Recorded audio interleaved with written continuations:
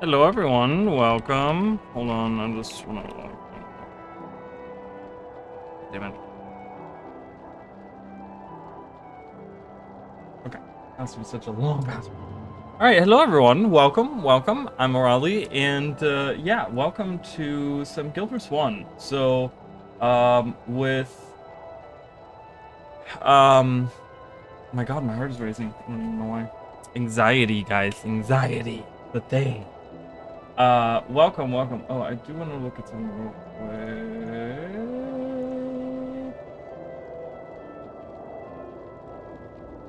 Alright, there we go. Let's see that, because I hate when that camera does like that. Alright. Might look a little... here, I'll turn up that light. There we go.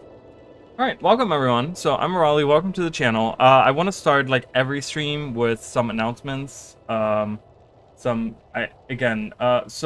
for those of you that don't know, I've been doing this for about not quite 3 years. And let me know, guys, let me know if the sound is too loud. I think people are going to be coming in here, but if I'm too loud, if I'm like peeking the mic or something, let me know, because it looks like I'm doing that right now.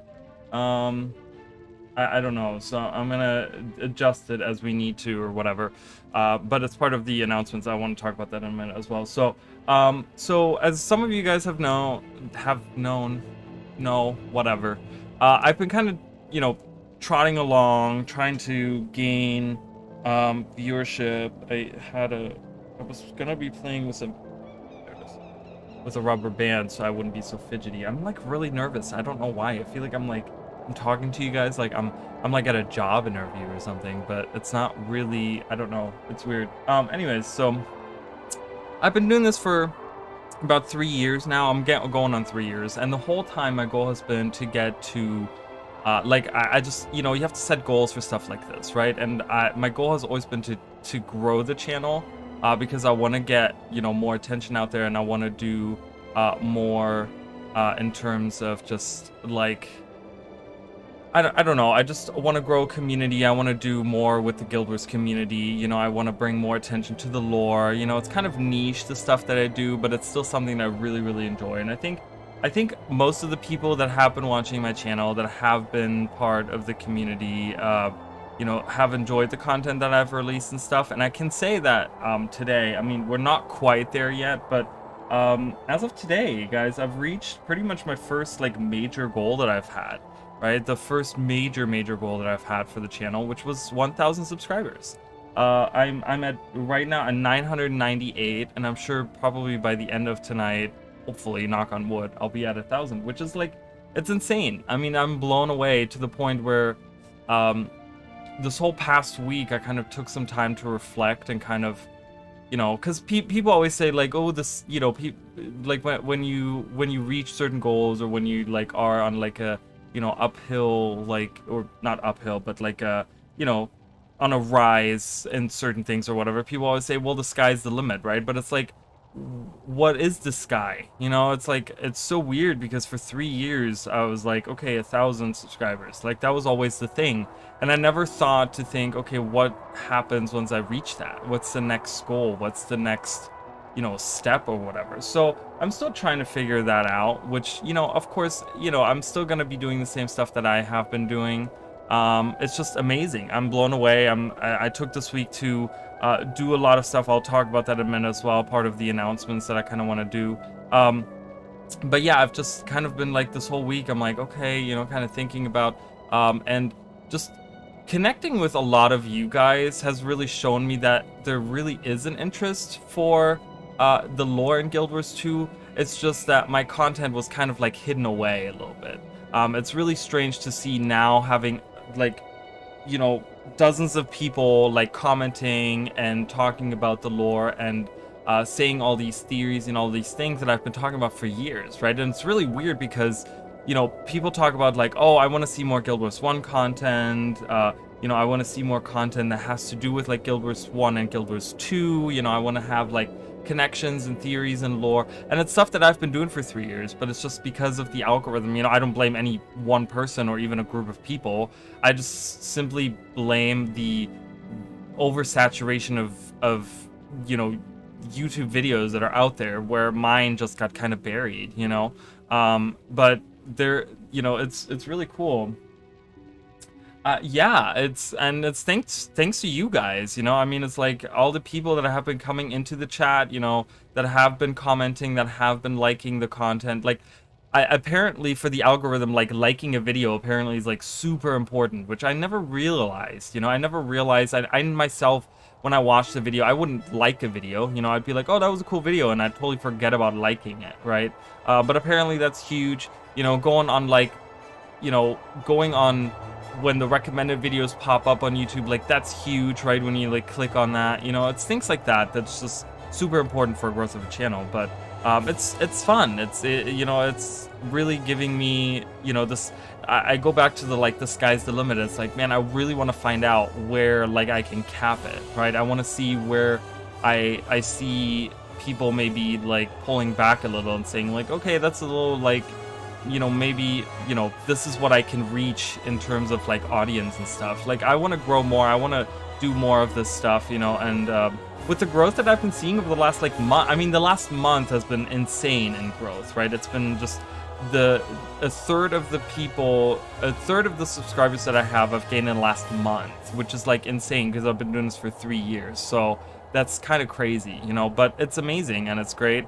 So I just want to say thank you guys so much for that.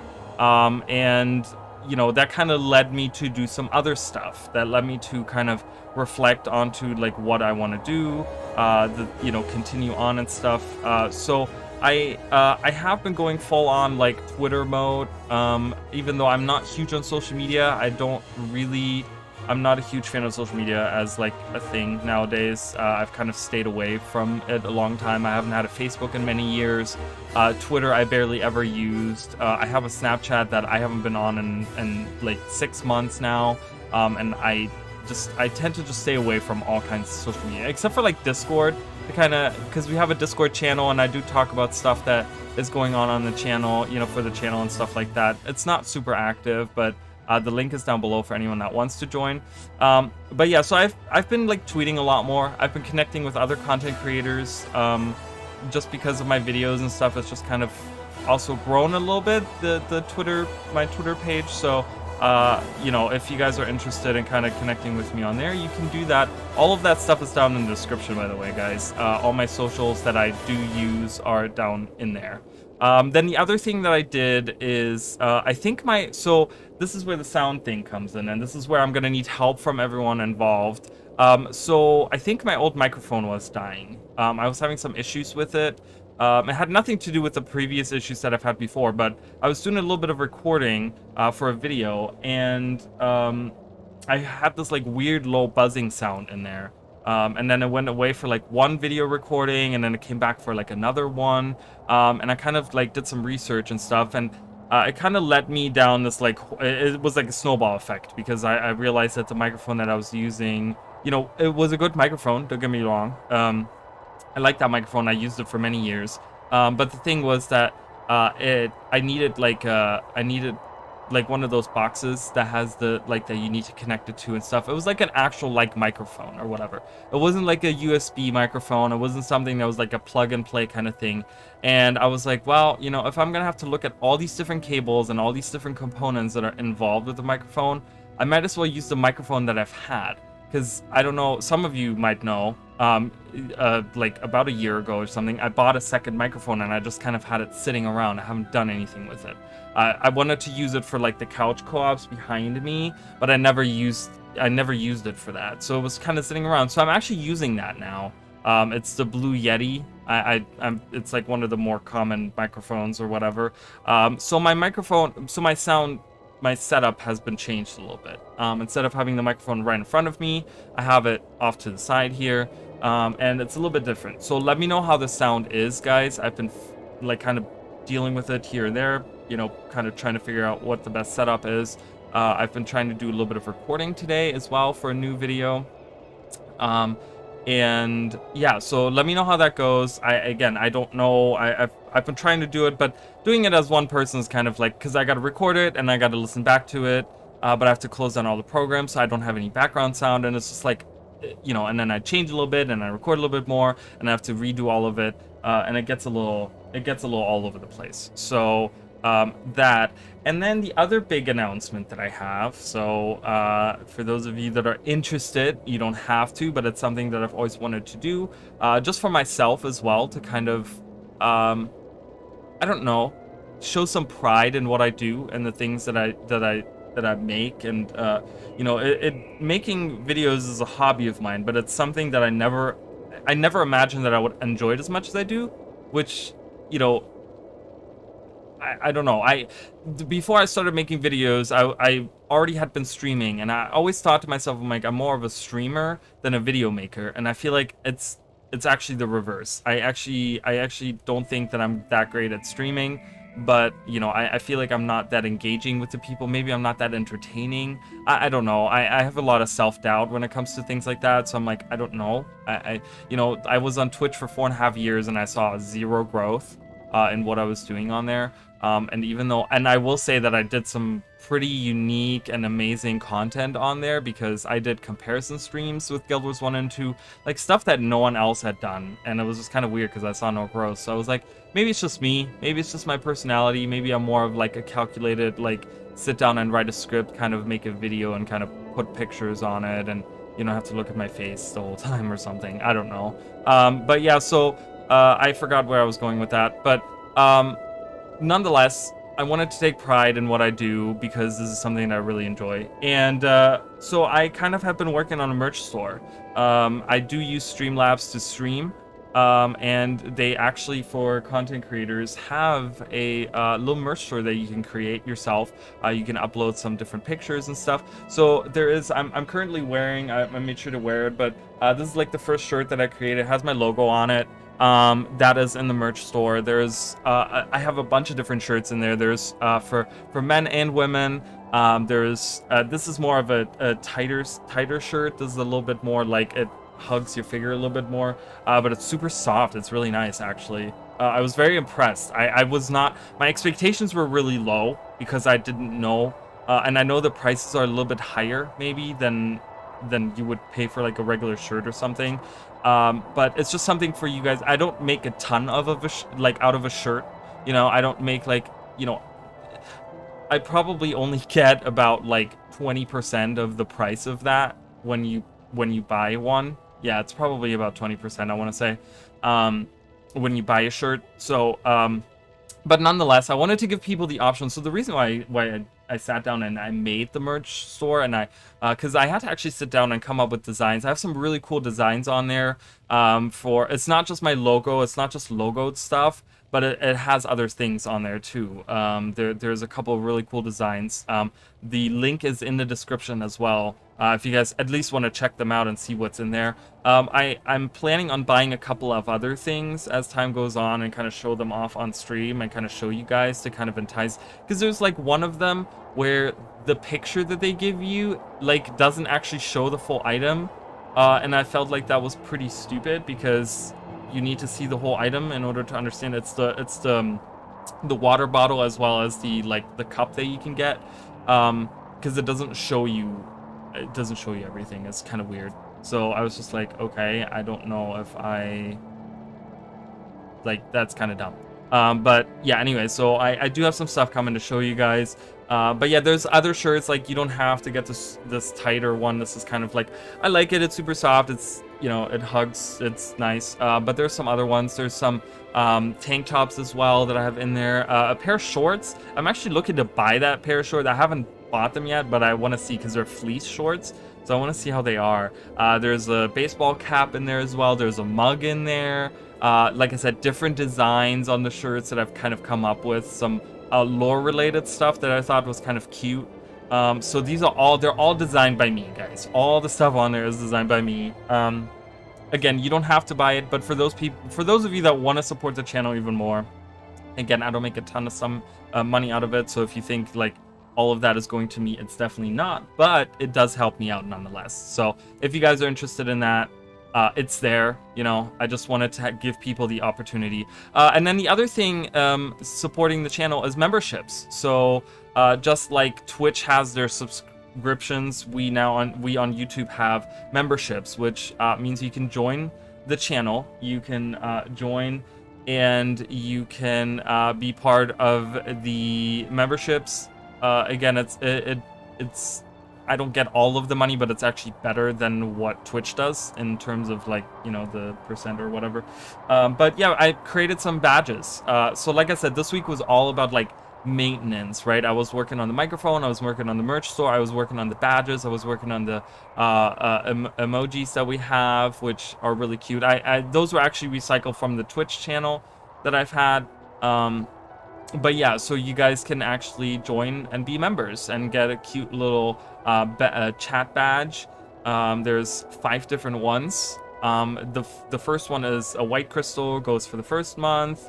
Second one is a blue crystal. I think, is it the blue crystal that comes first? I think it's the blue crystal. That's for 3 months.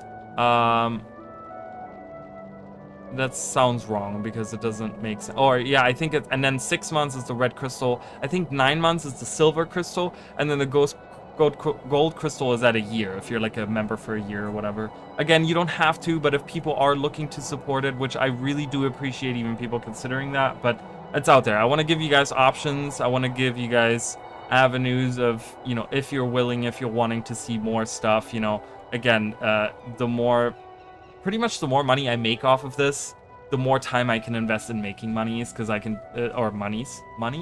Videos. The more time I can invest in making videos. But yeah, that's pretty much it for the announcements. I kind of wanted to take some time. I'm sorry that I, like, hijacked the stream about, you know, interesting stuff to talk about not so interesting stuff. But nonetheless, thank you guys so much for the support.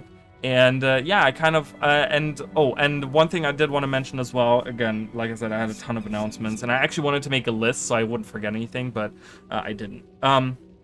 The other thing that I wanted to talk about is my favorite game of all time, Terranigma. I have always talked about that I wanted to do a Terranigma playthrough on the channel once I reach 1,000 subscribers.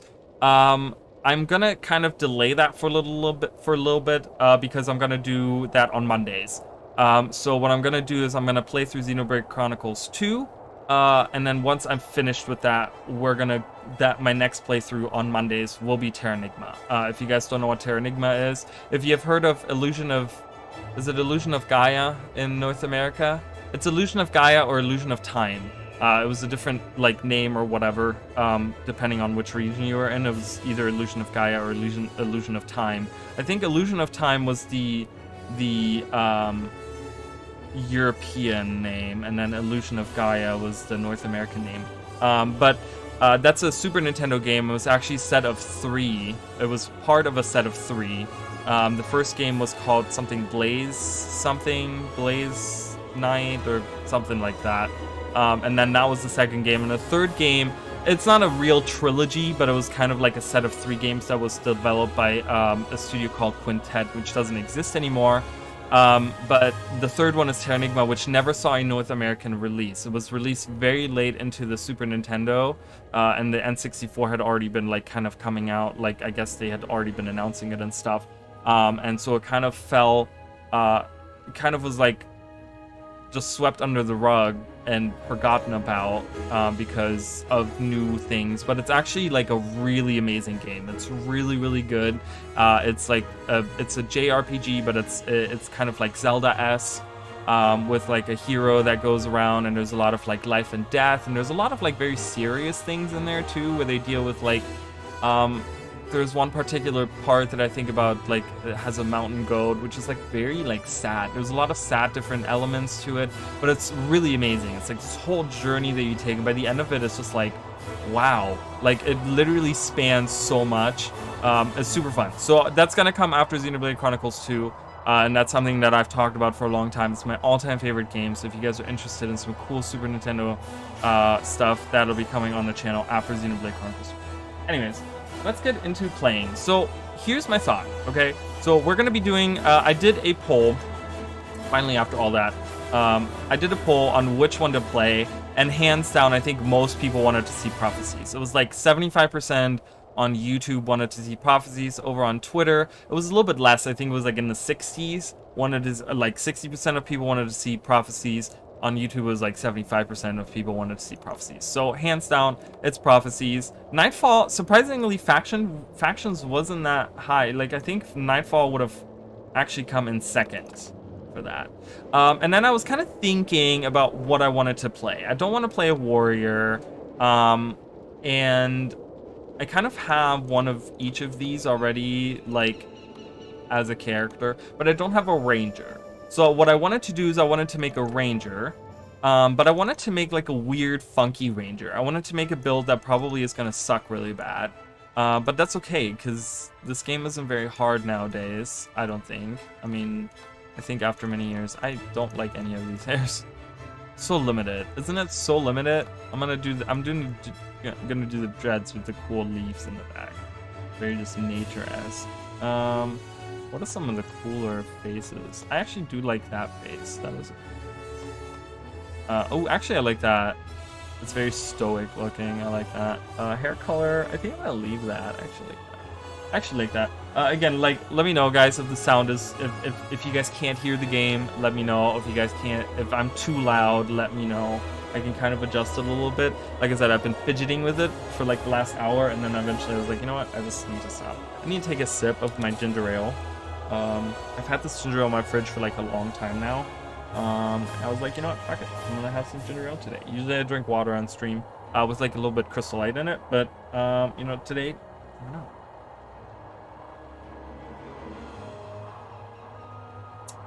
Has a ton of sugar in it, which is like really bad, but you know what? Who gives a shit? I don't. It's Canada Dry. I got the good stuff apparently. I just grabbed whatever. There was like a little 6-pack they had. Alright, anyways. Speaking of, I do wanna, I think I'm gonna go with the regular. Yeah, I'm gonna go with the regular. I think Rangers run really high. I think Rangers are pretty tall. Hey, the game might be a tad too loud. My first character is a Ranger. Well, fantastic. I love it. Are you speaking about I made him a warrior because I don't like buff warriors? Is that better for the in-game sound, guys? Let me know. I turned that down a little bit. Might be a little bit too much. I don't know. We're gonna go with brown. I don't know why, you know, green would be more, but green is kind of weird looking. I'd like something more. But yeah, so my first character in Guild Wars is a ranger. So are you talking about Guild Wars 1 or Guild Wars 2? Because the only reason I ask is because my idea, because like I said, I'm gonna do a build that kind of sucks. What I want to do is I want to not make like a bunny thumper. I don't want to have like a ranger / warrior with a hammer. I'm actually gonna make a ranger / warrior. But I'm going to actually use a sword. I'm going to use a sword like we use in Guild Wars 2. Rangers can use swords in Guild Wars 2. It's not the best weapon, obviously, but, you know, do something a little bit different. And then you guys can tell me what pet you want me to have, too. Yeah, that's a better balance for me. Okay, perfect. My first character was an elementalist, meaning a monk by nightfall. My first character was an elementalist, and I ended up with a Mesmer by the end of it. But by the end of it, I was maining my Mesmer that I play. Anytime you guys see me play Guild Wars 1, I'm usually playing my Mesmer. That's my main. And I love him very much. I love the Guild Wars 1 Mesmer. So, okay. We're gonna do that, and we're gonna, I don't know, name something Arali. Arali the Great. Because we're really original. Alright, anyways. First game back in 2009. Well, that's awesome. I love it. That's really cool. All right, well, let's get into it. We're gonna get the cinematic of The Last Day Dawns, right? I think that's what the cinematic is called, actually. So we're gonna get the pretty lady. She sounds like a pretty lady talking to us, so let's hear it.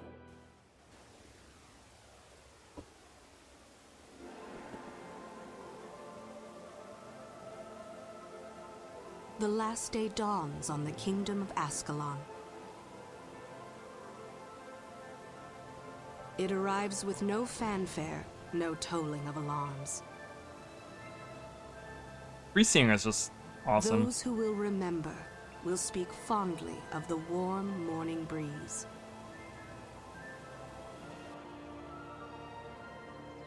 Look, it's Gwen, People guys. carry on with their daily lives, unaware that in a short while, everything they have ever known will come to an end.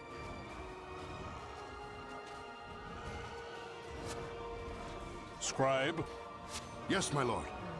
These Char are relentless, but we shall hold the wall at all costs. Yes, my lord. Take this Devona. message to Sir Titus. Go Interesting. forth and recruit the strongest, the smartest. Bring to me the bravest in all of Ascalon. Find me the heroes who will lead our kingdom to glory. As you command, my king. Well, hello there, Lucinda. Welcome. So is that Devona? Is that like confirmed that that voice is Devona? I've always wondered who that was. I always pictured it as just like some random, like the narrator kind of thing, you know? I don't know. But we could spin it like it's Devona, because Devona was supposed to be originally like the main character, right? She was supposed to be like the character when you watched the trailer. Did you see that? Did you see the camera? I was like, yeah. One back, snap back. Devona was like the first character. I'm gonna take off my cape. I'm in a guild, guys, but I don't think that guild is very. It's not very. As you guys can see, it's not very active. It was active about a couple years ago. It was like super active. There was a ton of people in it, but yeah. So, all right. So apparently, we're here to help fight against the Char. Ooh, we're fighting the Char. All right. So I'm gonna equip the bow for now until we become a warrior. Like a warrior secondary, and then I'm gonna equip the shield and have it in already. But we're gonna have our little igneous, our little fire imp friend with us, which is like really cool. So, leaving money on the table by not remastering. It's not even about remastering. I think honestly that like, we just had a discussion about that last stream. I think was it last stream? It was the last time we played Guild Wars 2. It wasn't last stream, because the last stream was Xenoblade. But yeah, we talked about that a little bit. And I think that there's still precedence for them to release expansions. Like, it doesn't have to be remastered. Like, there is still so much interest that when they did the, what was it, the 15th anniversary, like the skills that they added into Guild Wars 1, like people swarmed in the game wanting to play that, wanting to use the new skills. Like hundreds of people were like thousands of people were online. You know, I just think I talked about this recently where I would really love to see a dual expansion release where it takes place in the same, like, I'm gonna kind of cut it down because I keep repeating that same concept over and over again, and people that have been watching the channel are like, okay, we get it, you know. But like the idea, see, I'm in District 2. There's enough people in District 1 for me to be thrown into District 2. That's all I gotta say. Like, that's all I gotta say. Why is this not loading? Did my game just crash? Okay, anyways, I can continue. But the idea was to have an expansion for both games take place in the same area of the world, 250 years apart from each other, and then you can earn rewards in one game for the other game, kind of like how the Hall of Monuments was. So if we do certain achievements in Guild Wars 2, we unlock something in Guild Wars 1, or if we earn certain titles in Guild Wars 1, we can earn something in Guild Wars 2. Like, that was kind of an idea that I had. Specifically, the idea had to do with, like, the Isles of Janthir and stuff like that. But, yeah, look at how many people are still online. I mean, I'm not saying they're actively playing, but these people are hanging out. You know, they're in here. I think I missed the last stream, but they can release an expansion. Oh, it would be. But I'm saying, like, the problem is that, you know, ArenaNet, I don't know. ArenaNet always acts like they're this, like, indie studio. That's always how they act. They're not. They have a lot of people that work there, but they kind of behave like they're this indie studio. Hey, Emily, welcome. Sorry, I saw your message and I didn't even say anything. I'm so rude. But yeah, there definitely is still a huge interest just simply because Guild Wars 2 is such a unique game in the way that it plays. Okay, there's no game that plays like Guild Wars 1. Okay, did I say Guild Wars 2? I meant Guild Wars 1. There's no game like Guild Wars 1. There's no game that plays like it. There's nothing. I'm gonna do some side quests. I know people really enjoy pre-searing, so we're gonna hang out a little bit in pre-searing. we're gonna do some stuff in pre-searing. Okay. I know you guys like it. We're not gonna do every quest in pre-searing. We're not gonna go through all the things. But if there's something in particular you guys want to see in pre-searing, I think a lot of people right now would be all about seeing this Wizard's Tower in pre-searing. We can definitely go and do that as well if you guys are interested in seeing that. Okay. I know there's gonna be quests later that are gonna be popping up. A couple of char runs, man. So good. So good. I don't have a pre-searing character anymore. I've deleted him, but you know, pre-searing is fun. No worries, how are you? I'm doing great. For those of you that have missed, I've did a couple of announcements, but I just want to say thank you again to everyone. We almost have 1,000 subscribers, guys. We're almost at 1,000. I am at 999. I'm at 999, guys. I'm one away from having 1,000 subscribers on the channel, so I'm like just blown away. Okay, I'm just blown away, and I'm really happy. And yeah, so I'm doing really well. This, like I said, this last week has kind of been for me to reflect a little bit as well as work on some stuff. I have a new microphone, that's why the sound is a little bit different. Again, if I'm peaking the microphone too much, let me know. I can lower that a little bit. I can increase the gain volume if I'm too quiet or whatever. And yeah, I don't know. What was the other stuff? Oh, merch store. For those of you that wanna rep some of the stuff, I have some really cute stuff in the merch store. It's in the description, guys. If you wanna like check out my merch store. There's some all the stuff I've kind of designed. I kind of went through. I added like a bunch of different shirts, a bunch of different designs.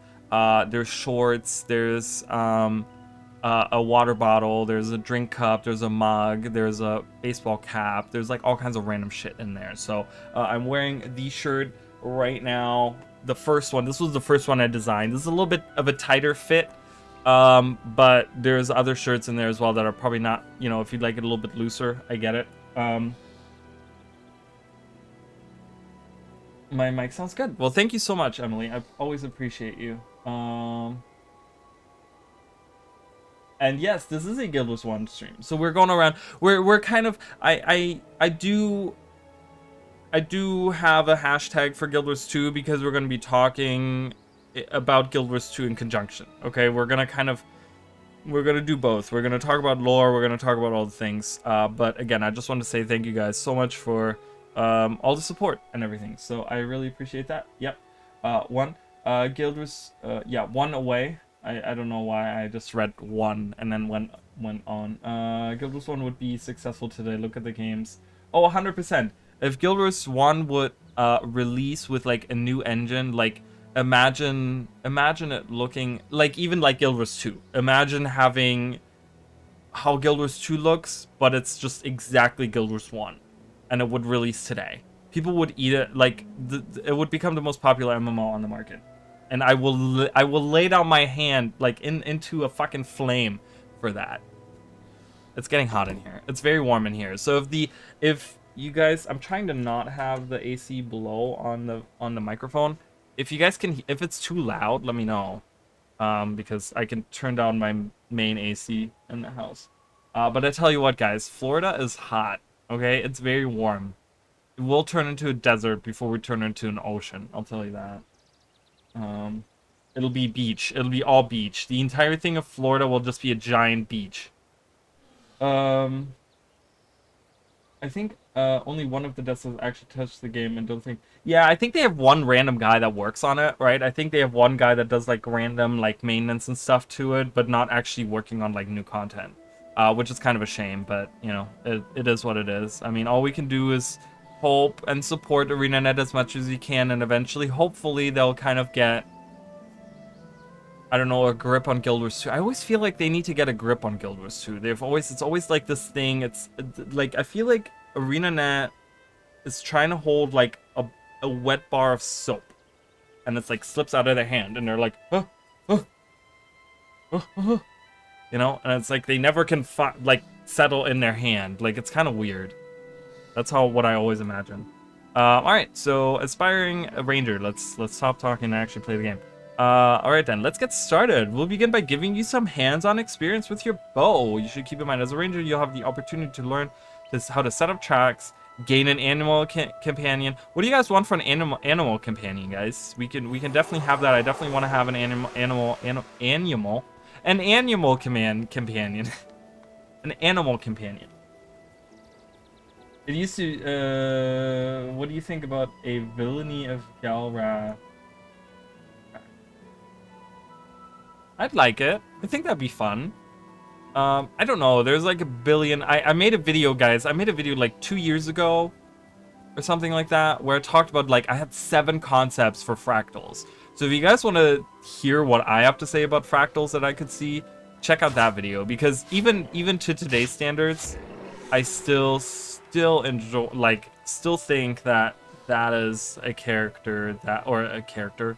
I was looking at the name and I was thinking about a character, so I was like character. But that's still like, those 7 concepts are probably still what I would, if someone were to ask me like, hey, what 7 what 7 fractals would you like to see? Probably those. Probably. I don't know. There's other things. There's a million things, you know? Alright, we got Power Shot, which is like bread and butter here. Okay, we got Haverstan. Alright, we're gonna talk to Devona. We're gonna pick up some more quests. What are the choices? All of them. All of the pets we come across. I don't know. There is warthogs. There's moas. There is stalkers. There is spiders. There's bears. There's all the things. I don't know. I honestly don't know, guys. But I think those that I named are going to be things that we're going to be seeing early on. I would lean towards like a warthog or a bear, personally. But we could do a moa as well. I kind of would like a moa, maybe. I don't know. I just played Final Fantasy 14, so I'm like kind of like, ooh, okay, that has not come available. Is there not one? Is there not more quests available yet? I guess they're going to become available later. I know there's like more quests here. Oh my god, you guys, I love you guys so much. I was a kid playing 1 and I love it to this day. Guild Wars 2 was disappointing to me. I played it, but nowhere near as much as 1. I get it. It's really, it's tough, right? I think a lot of people, I think they lost a lot of people. Like, I remember the jump from Guild Wars 1 to Guild Wars 2, and a lot of people, like, you know, dropped off. And I know a lot of people actually returned to Guild Wars 1 after starting to play Guild Wars 2. It's just a different game, you know? It's just, you gotta think of it as a different game. You just gotta think, hey, this is set in the universe of Guild Wars, but it's not a sequel and it doesn't play anything like it. But I get it. You know, Guild Wars 1 has totally a unique thing, right? It's a unique way of playing, and it's a unique everything, kind of, you know? So, I don't know. I'm gonna do a random build. I'm gonna do a ranger warrior, and I'm gonna use a sword and shield, because we're total plebs and we're just gonna enjoy the game, okay? And we're gonna have our animal companion do as much as they can. I know where to get warrior. I don't need to ask him about that. All right. I know you can get bear and warthog and pre. I think one of the cats. Yeah, jungle stalker. I think they call him just stalker in Guild Wars 1. And then we can get moas as well. I think there's moas right outside of Ashford. I can't, you know, I'm so used to drawing on the map in Guild Wars 2, I can't do that anymore. I can't, like, let me draw. But I think there's stalkers right outside, like in Ashford, that we can get as well. So let's become a warrior first, and then we can venture to do some random. What am I missing? What I have not turned in? Oh, okay. Never mind. All right. I'm not gonna do on any of that right now. I just want to get. I'm gonna summon my little friend. Okay. Hi, Jacob. Welcome back. Guild Wars 1, count me in. I love it. Thank you guys so much. Again, I had a lot of announcements to make. But again, thank you guys so much for 1,000 subscribers. It's just been like all week long. It's like slowly creeping up, right? It's slowly creeping up, and I'm like, oh my god, I can't even believe it, you know? Where are we at? We're still at 999, which is totally fine. We'll just round it up to 1,000. It's okay. No big deal. But it's exciting, you know? I have more things planned, guys. I have more videos planned. I've been thinking about like doing more like Soto stuff for Guild Wars 2.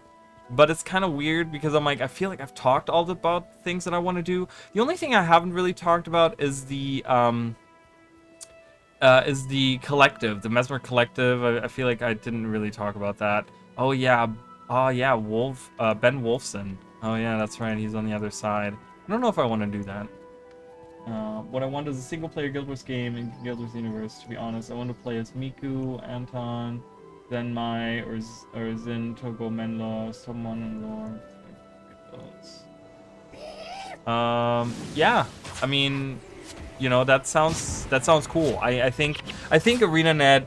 I think one thing that ArenaNet, like, how would people feel if Guild Wars 2 was not created as an MMO but a single-player game? Because they're so focused on the story, and they're so focused on like PvE, the story, the characters, the voice acting, the funny little things, the the dialogue, the whatever, right? It's like that's kind of what their main focus is, right? So how would people feel if Guild Wars 2 was just like that? But then because they didn't spend their time on other things like open world, raids, they just focused on that, just focus a single player game and like really make it a good experience throughout. Like, do you guys think that would have been a good game? Do you guys think that would have been a good single player game to play? I don't know. 1,000? What? I'm about to go log into my other account and sub. You're at 1K now, am I? Oh my god, thank you, Jacob. I appreciate it. I see it. I'm at 1,000. 1,001. Someone else subscribed at the same time. I'm at 1,001. But thank you guys. We've reached 1,000, guys. Oh my god, it's so amazing. I can't even handle it. All right. I can't. Oh my god. Yeah, there it is. There was like a delay. Thank you so much for subscribing. Thank you. Thanks, guys. It's amazing. It's so good. You can go out the gate now. I know, you don't need 2 people anymore. It's great, isn't it? I love that. It's really, really cool. Why do I have to talk? Oh, these are for like, wait, am I not? Yeah, I'm doing the warrior thing. All right, we're gonna be a warrior, guys. Get that out of here. Oh, I can't do that. Get that. Okay, whatever. We're gonna be a warrior, guys. We're gonna do warrior things with a sword. Sword and shield, look at it. We're total pro players here.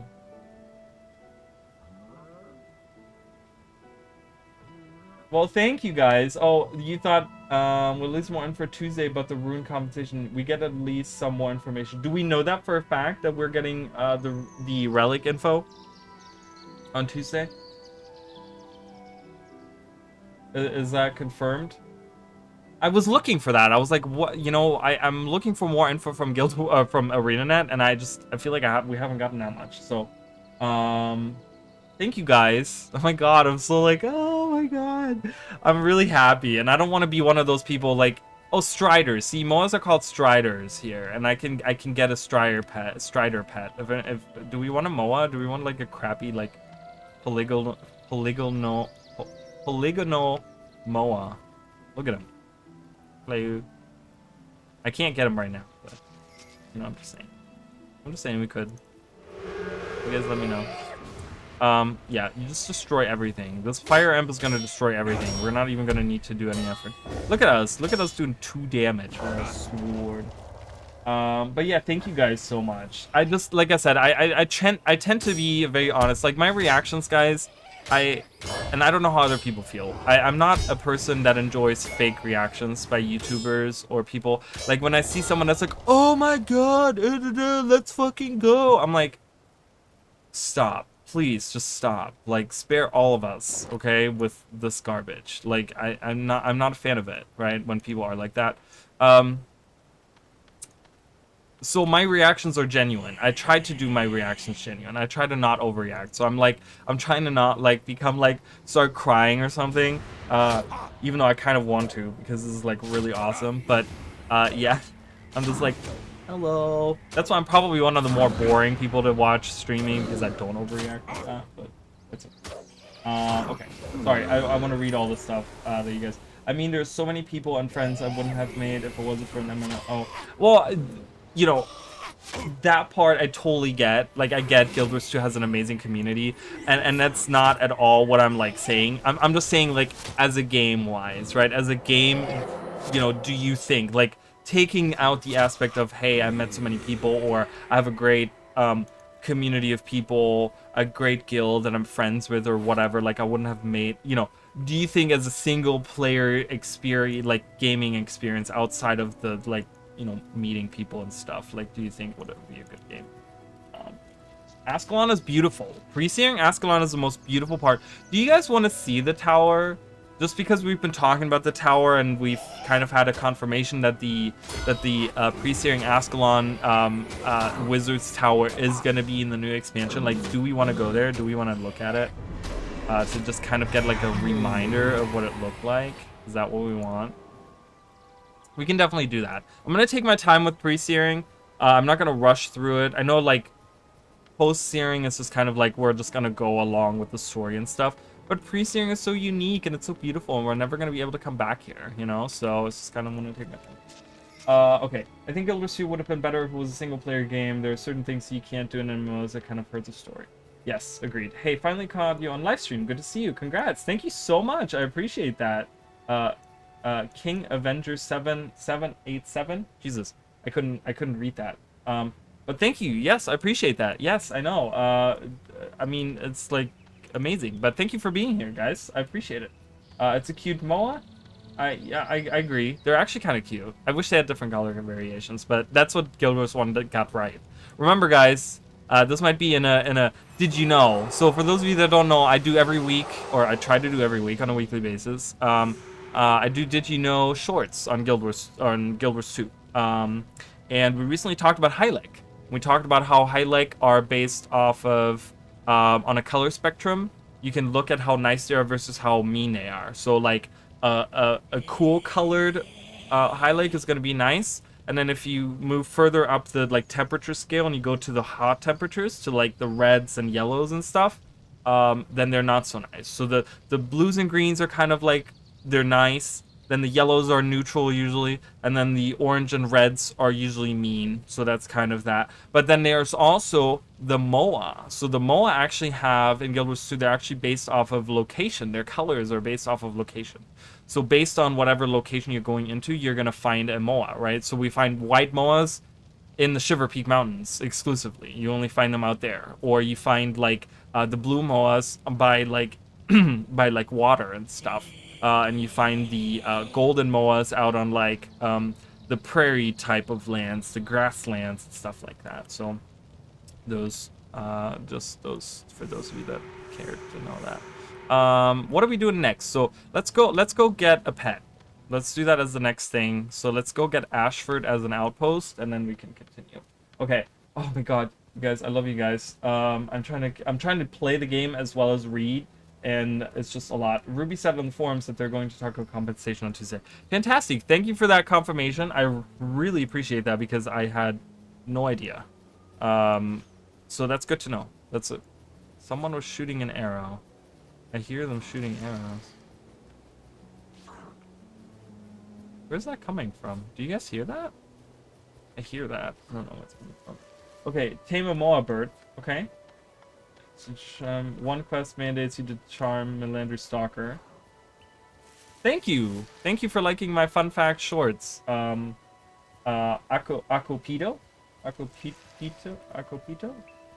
One quest mandates you to charm. Yeah, the actual quest to get the charming the pet thing actually requires me to catch that the Melandri Stalker or whatever. Damn. Melandri Stalker is what they're called. Yeah, I have to do that, but then I can immediately, right next to the guy who gives me the quest, I can actually turn in my pet. So I'm gonna do that. ArenaNet should release more books. I just thought about that the other day, and I thought, you know, that would be a really cool thing.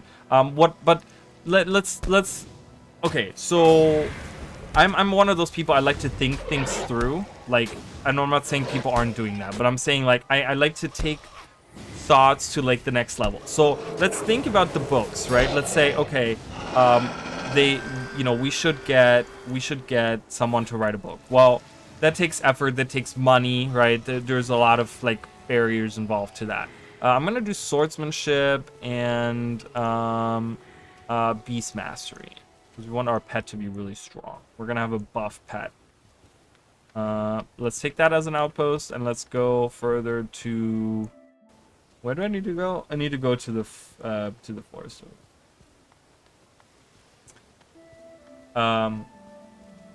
Trina Yun. Do you guys see this character? I'm gonna make a short on that as well. So this is kind of, I guess, spoiler for my own content. But there's actually a person in Shaymore, guys. If you go in Shaymore, right at the beginning, like right going towards the gate into Divinity's Reach, on top of next to the bridge where the mayor is sitting, next to the bridge, there's a character that is an anagram to Trina Yun, actually making a reference to the character out here. Just there you go. There's a quick little fact. I don't think I talked about that before, but there you go. I want to see the tower. Yes, we're gonna look at the. I'm over 30 years old. I'm glad you aren't screaming into your mic like a coked out 12-year-old. You know, and I think I don't know. I appreciate people that are real. You know, I appreciate people that are just like down to earth. That are like, you know, this is it. This is who I am. This is what I do. I can appreciate that. You know, because I'm not here to watch. Like, if I want to watch something that's fake, I'll just turn on the TV. Okay, and I'll watch whatever, like, soap opera or whatever, you know, reality TV bullshit might be out there, right? Like, that's kind of, you know, that's my opinion on it. I watch people, like, I personally watch people because I want them, you know, I want to interact with people, but I don't want to interact with fake personas. You know, there's so many YouTubers that are, like, that are actually, like, I've heard at least, that are like actually assholes in real life because they just act that they're nice, like in on their videos, just because they want to get the views, obviously. But then people have met them in real life and they're just like, wow, these are total assholes. Like, they are nothing like their persona. They're just after money, you know. And it's kind of, it's a shame, right? Because you kind of believe in like this, you know, person to be cool and stuff, and they're not. So. But yeah, so the books thing, I didn't finish the thought about the books. I was like, there was something else I was talking about. So, what's the next best thing that they could do to books? Well, do you guys remember the short stories that they used to do on the website? They used to do short stories. Like the last one that they did was about the Moa. Well, speaking of Moas, but it was the Moa trainer. Remember that? That was going through like Kalanon Forest or something, and there was like a whole little neat story. And it kind of, we never got a resolution to any of that, and it kind of just like dropped off. They used to do little stories like that all the time. Like, if we can't get books, which I totally understand that takes like a lot of money, and you gotta hire people for that, and you gotta have like all kinds of stuff. You gotta get a publisher, and you gotta, you know, blah blah blah. You gotta create art for it. You gotta do whatever, right? There's a lot of different things involved with that. But the next best thing is like you can release little stories, like hire a person to write stories on your blog post or something to kind of widen the lore of the game, to kind of give us some side stories, to kind of give us some interesting stuff. Yeah, I don't know, but that's just a thought that I had. Okay, Malik, spell check. I think it's spelled with a Y instead of the second A. And then it's, I think, just a K, but I could be wrong. I don't know. I'm going to have to go check out the Moa colors. Yeah, I believe that's how it is. You can, I think the info you actually can get from the farmhouse in, I think you can get some info like that. The farmhouse in Queensdale, where the Phil Thackeray is. He's like the distant relative to Logan or whatever. And he has like one Moa of every color or whatever. I think he gives you info on that. Maybe. I could be wrong on that. Can your pet carry you like the challenge you did in Guild Wars 2? Probably not. Just because this is like a group-based game.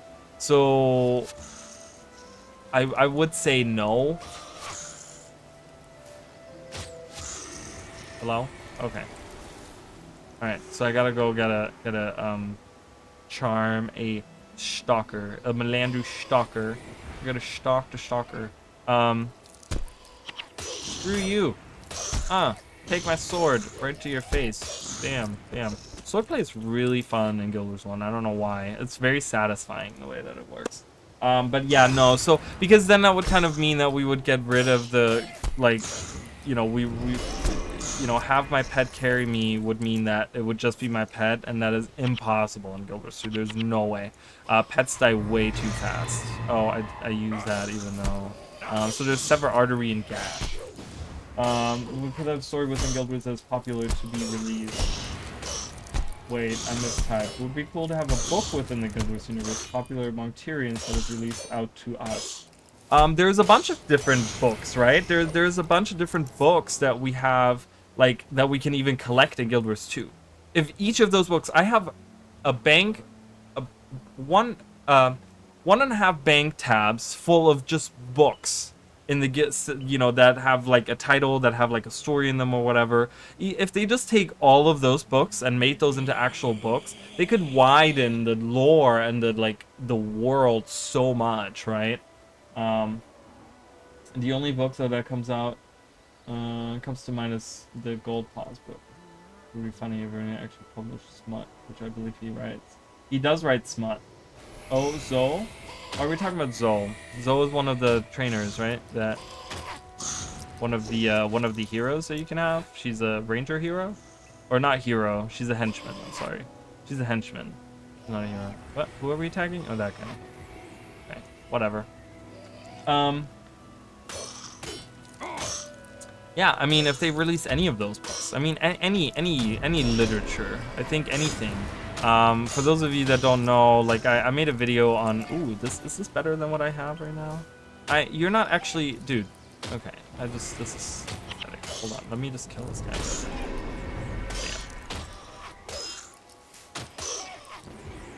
Damn. Get out of here. Okay. I don't know if this is better than what I have. This is 2 to 3, 3 to 4. Alright, this is a better sword. We can get rid of that. We already have a better sword. This is going great. I forgot what I was saying. I'm sorry. I apologize. I don't know. I was gonna say something and I forgot. Oh, the video.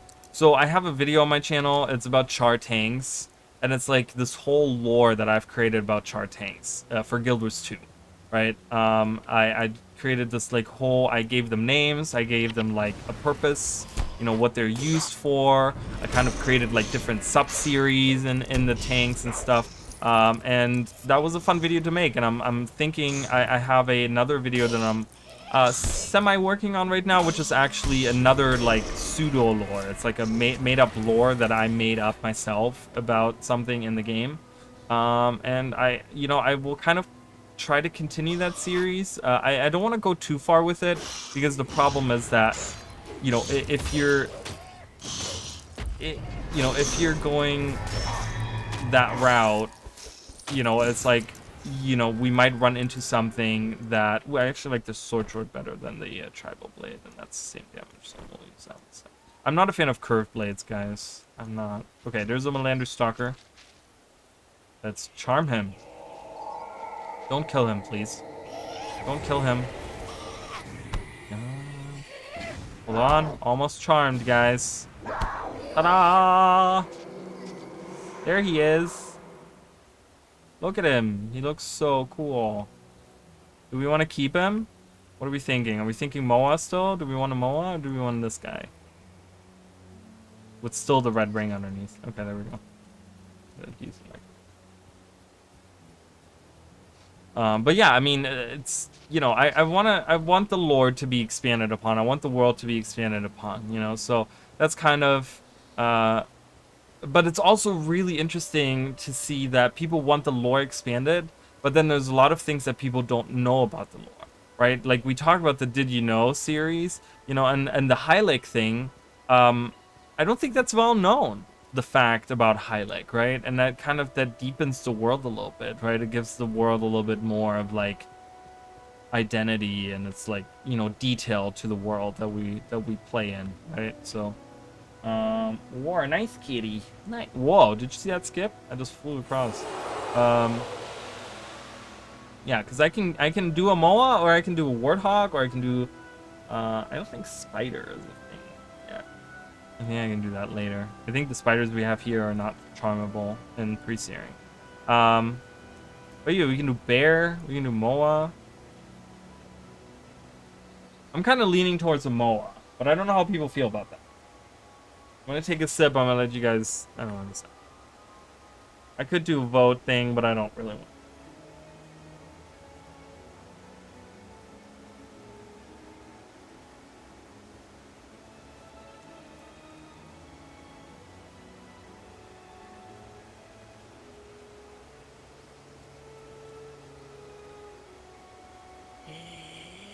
Sorry guys, I'm just reading something real quick. Okay, anyways. I'm all for the Moa. Alright. Let's do the Moa.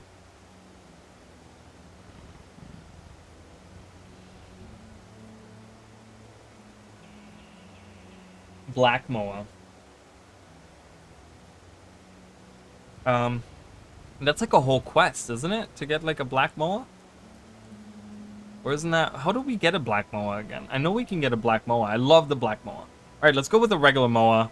Let's go with the Strider. And then, let's actually... So we have to give Gerald over here. Here, do you want to have my pet? Bye! We didn't even name him. We're just like, you're ours. Never mind. Away.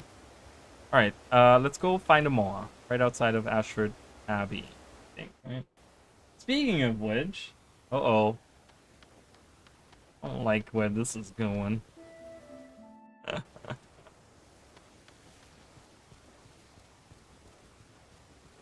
Oh man, that quest was actually fun. Going around doing the incubation for the Black Moa chick. That was actually kind of fun. You had to like travel all around the different like parts and stuff in the game. It was actually really cool. I enjoyed that a lot, I gotta say. I do enjoy that. Come here, you little turd. I need to charm you.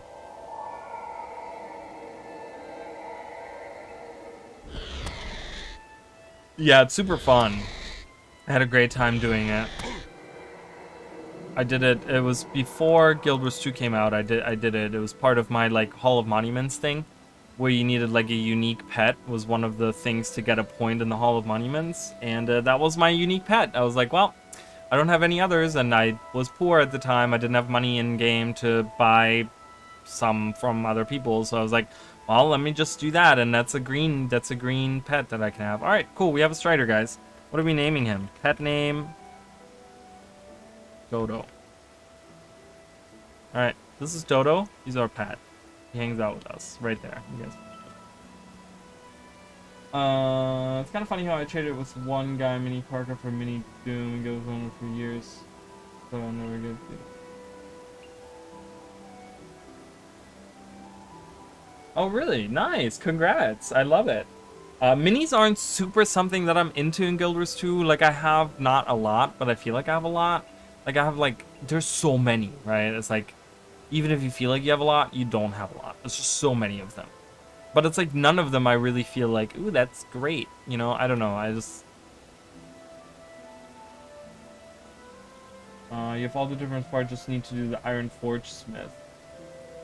Oh, yeah, you have to do the whole dungeon thing, right? That was a pain. I remember that. That was a pain. Alright. We can help you here. We can do Pitney. I'm not gonna do that one. That quest is kind of lame. What does she want me to do? She want me to go into the Abbey. We can go in here. We can do that. Alright. So we could now be leaving pre-searing Ascalon. Technically, we could be leaving Ascalon. Minis don't have the same prestige in Guild Wars 2. They don't. They really don't. You know, it's just oversaturated. You know, I don't know. Even in Guild Wars 1, though, I feel like they kind of lost their prestige after a while as well. It's just when new ones came out, it was just kind of like, oh, cool. I'm going to do the Tanner quest here, which has me actually go to the... to Wizard's Folly. So, did you guys know? So there's grapes here. Did you guys know that, you know, the guy. What's the guy that lives out here that has the big estate? He's the actual, like, he was supposed to be the actual king, but then they crowned Adelburn. Oh my god. He's the guy that you fight as a Char. Does anyone remember the name? Mini Mad King in Guild Wars 1, which is a crime. Goes for me like you bury them, you buy them. There's something you don't really work for. Guild Wars 1, there are minis you work for, and the minis you have RNG elements. Yeah, I kind of wish they would have kept that. I kind of wish they would have just put the minis into birthday presents, right? They because they started with Queen Jenna, but then they like didn't continue that, and I was like, okay. Like they should do it as like you know how they now in birthday presents they have like the one-time unlocks that you get Like it should be like one-time unlocks, like minis, like a random one that you get or something. Baradin, thank you. Oh my god, I was like, whoa, what's the name? Baradin. Baradin's estate out here, they actually produce like a really good wine. I forgot what it's called, but it's like known amongst the lands. He has like all these acres. He has all these hectares, actually they call them hectares of land that produce, like, you know, he has all these grapes out there, and he produces wine. That's what they actually do out there. They produce wine. So there's a tower. We can actually see it from far away, with its 2 spires. So for those of you that are unfamiliar with my theory that I had, we actually, we're gonna have a group of people here. We're gonna have a little party of 3. We're gonna have the Moa, we're gonna have us, and we're gonna have the oh, this guy can't bleed, so this doesn't work on him. We need more warrior skills, but we'll get some more. Oh, a bear. We need a pelt from that bear. Kill the bear. I'm sorry, Mr. Bear. Alright, he didn't leave a pelt. That's okay. We'll get a pelt in a minute. I'm gonna get the outpost here, and then we're gonna go to the tower, and we're gonna check out the tower. I have decided. But yeah, so my theory was that that in the trailer, for those of you that did not see the live stream where I covered, or even the videos I made after the fact, because we had one live stream where I talked about all this stuff for Secrets of the Obscure, and then I've made 2 videos after the fact talking about all the different things that could potentially be appearing here, right? In the new expansion. But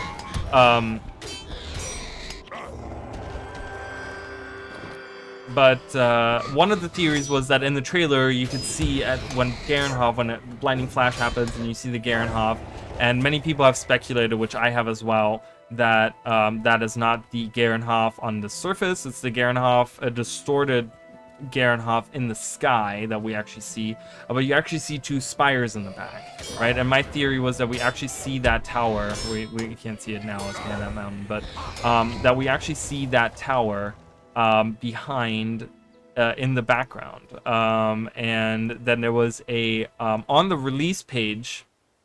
No, I'm sorry.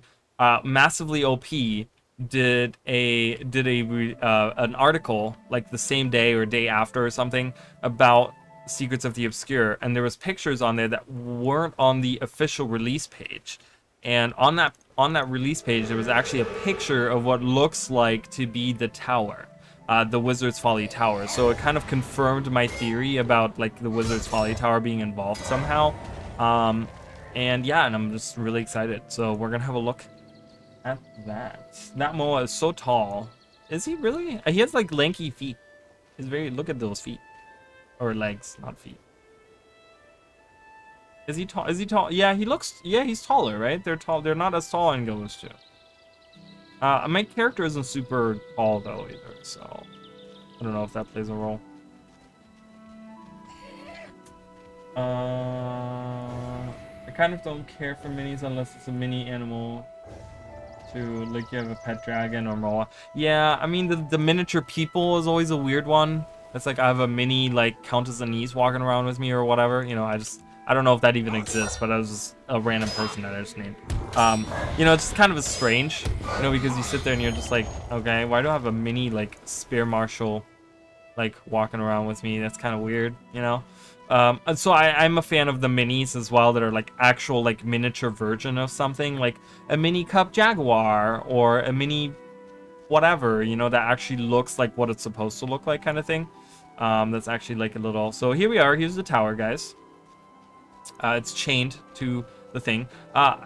One thing I didn't really talk about is like there's water surrounding this tower, right? There's water surrounding it. It really feels like imagine this. Imagine, because we talk about, so how did the tower get up into the sky, right? So here's my thought process behind some of this, and that's why I'm scrolling out. So imagine this was a giant lake, right?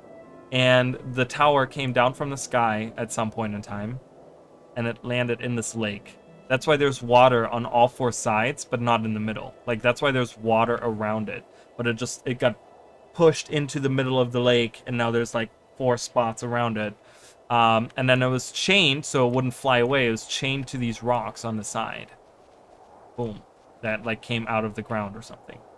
And that's why, because we don't see any chains in the second game when on that picture, because we can only on the picture what we do see is like this part, right? We get to see like this part with the arch underneath it. We don't get to see the part underneath here, but it's like kind of on the ground here.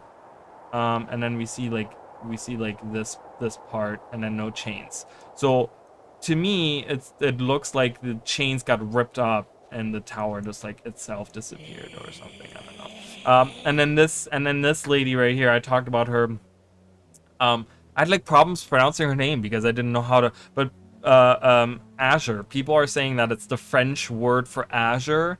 So we're gonna just call her Elementalist Azure. And she talks about time, life, truth. Do you bring the order new knowledge of any of these things? So we talked about how the order could potentially be the Astral Ward, the wizards, right? And there's also, and I don't know if you guys can hear it.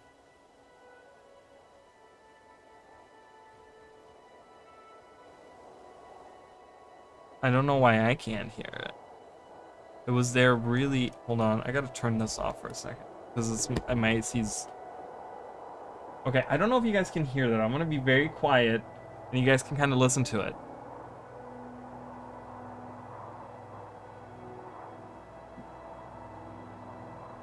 Just kind of listen to the sound. So there's a very low, like when you approach the tower, there's a very like low wind sound that comes, like a swishing sound. Like I don't know if you guys can hear it. We're gonna hide it quality. I don't know if that.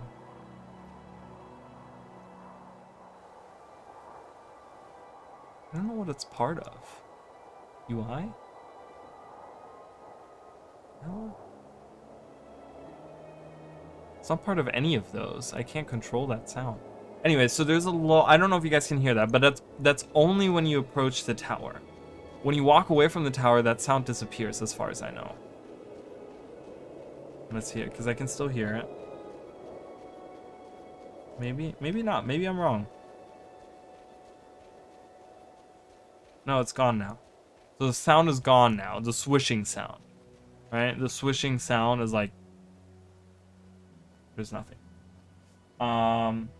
So yeah, so it's kind of weird, right? Why is there like a weird like ooh windy? So there's like a lot of mystery surrounding that tower. But yeah. Anyways, I just want to show you guys that tower. It's very tall. It's very tall. It's a very tall tower.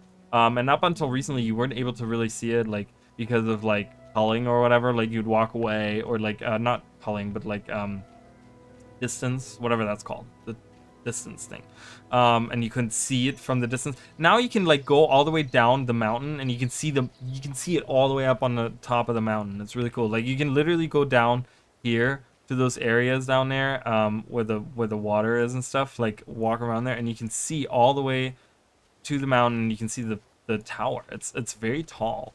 Like it's a very tall tower. So I want to show you guys that mini Demine beetle stone.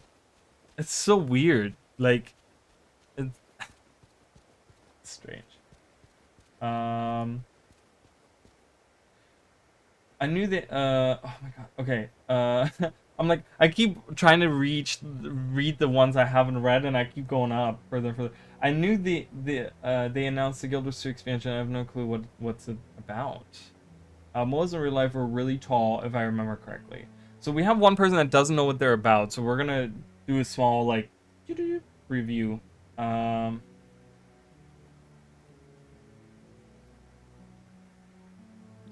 There actually is. There isn't? Wait a minute. Yeah, there is a swishing sound, because I was gonna say it's the same.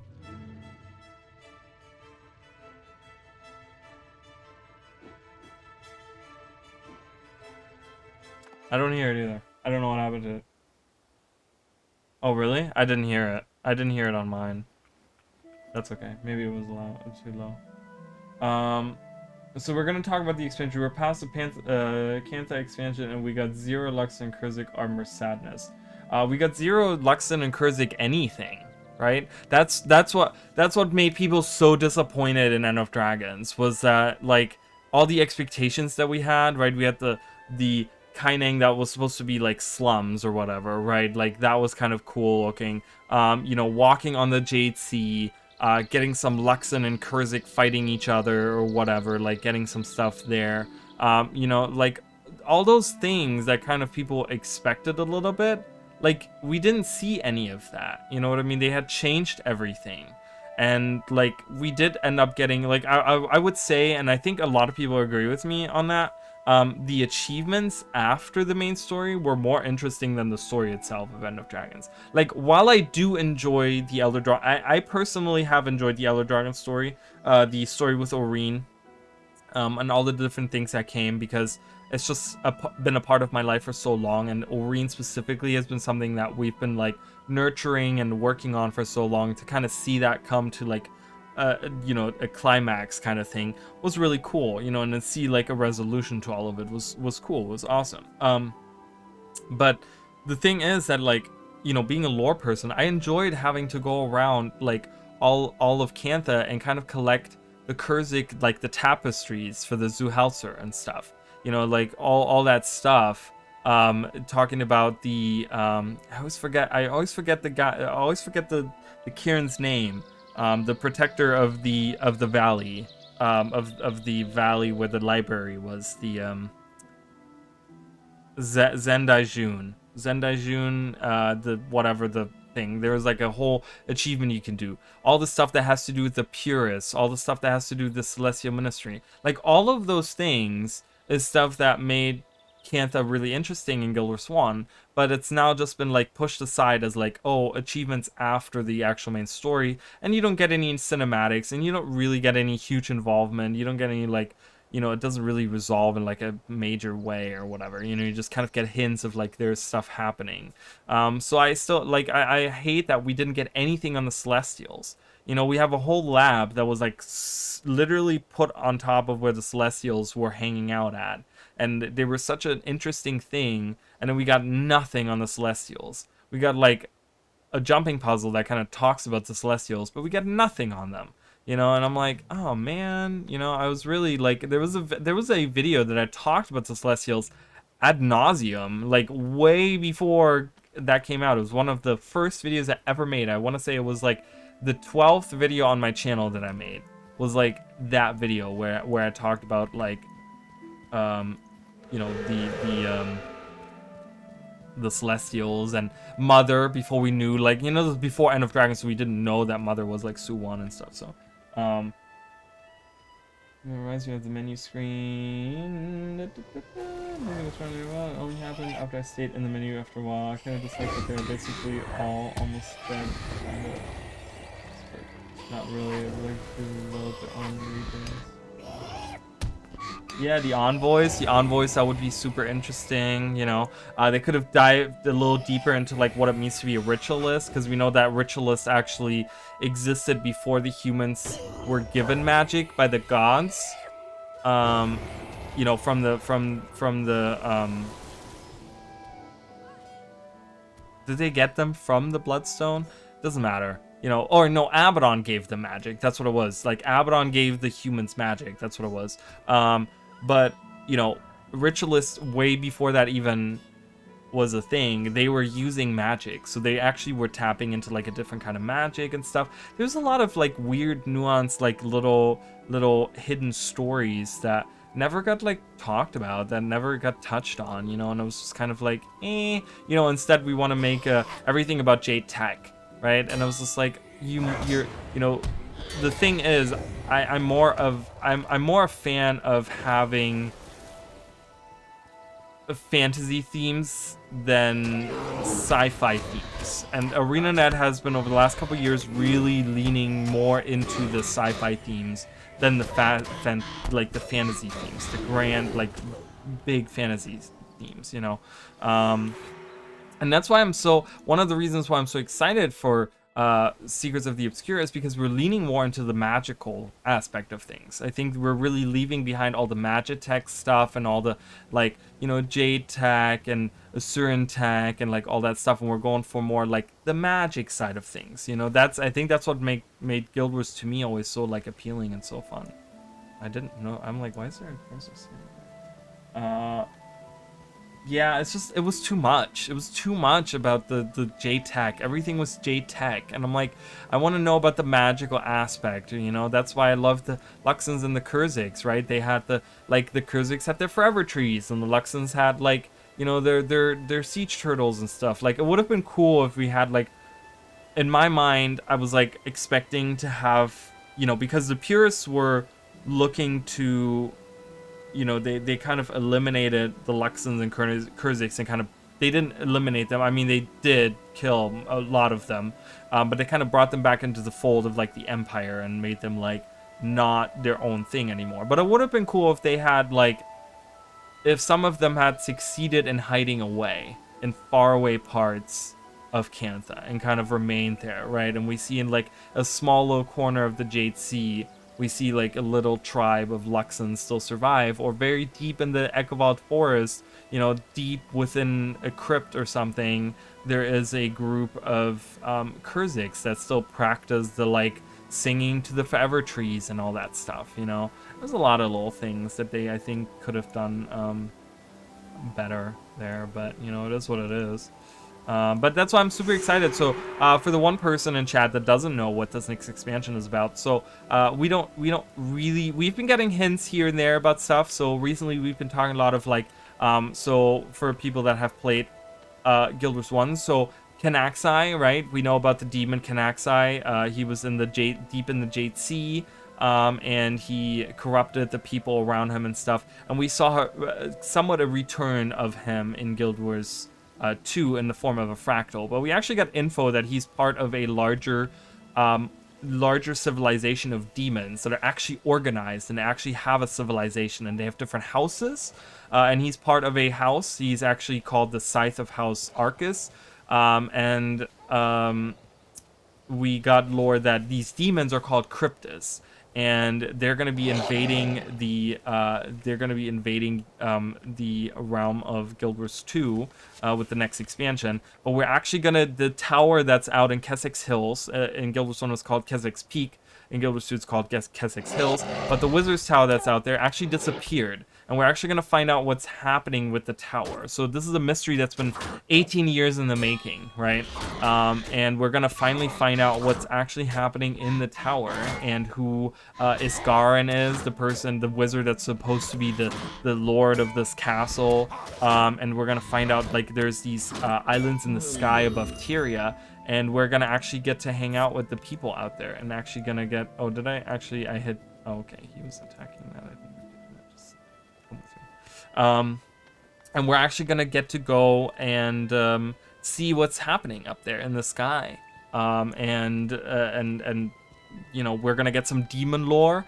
So it's all about demons now, and we're gonna be fighting. A lot of people are thinking, like, Mingus or Menzies or whatever, Balthazar's half-brother, is going to be coming. Someone complained about that. I'm sorry, I had to kind of go on a tangent here for a minute. Someone complained on my video about Mingus. Now, I didn't make that I didn't make up that pronunciation of the name Menzies or Mingus.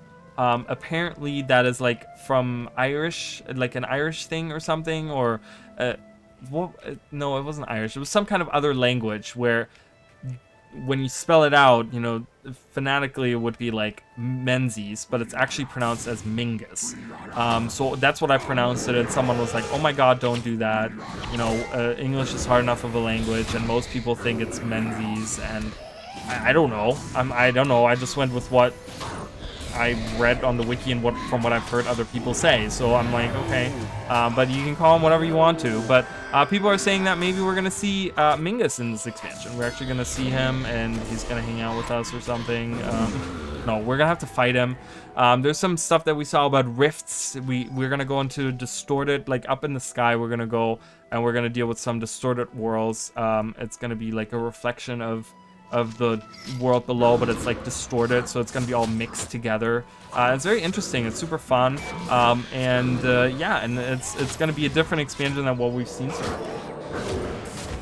far, which is super fun. I got my own story about some Luxon tribe that live in the JT and is mad at the Empire.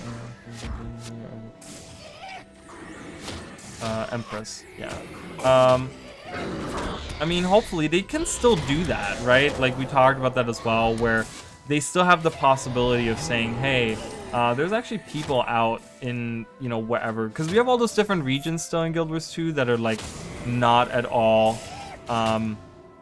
explored in Cantha, and they can easily go back to those, and they can easily say, oh, we're gonna do a mini expansion in Cantha, and we're gonna just have like 3 maps out in Cantha. Like they can do that, right? So we can hold our breath on that, and I think, you know, that might turn out to be something at some point.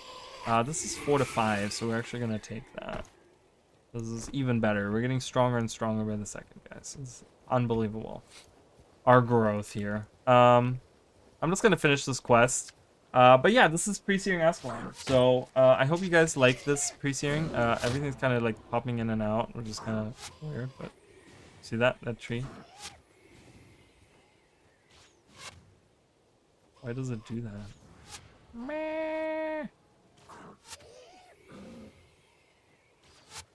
All right. Anyways, pre-searing is super fun. It's awesome. It's just, I don't know. It's a great time. Brawl. Look at these. Look at these models. Oh, really, Dodo? Oh, yeah, yeah. Yeah. I think I have to get new armor at some point too. I have plenty of money in the bank, so we're gonna be able to just like get some cool armor. Some max level armor when we need it. I'm gonna die. This is unbelievable. Where's my... I died. There were more than once, but those sails on buildings in Yellow Delve are not looking luxury.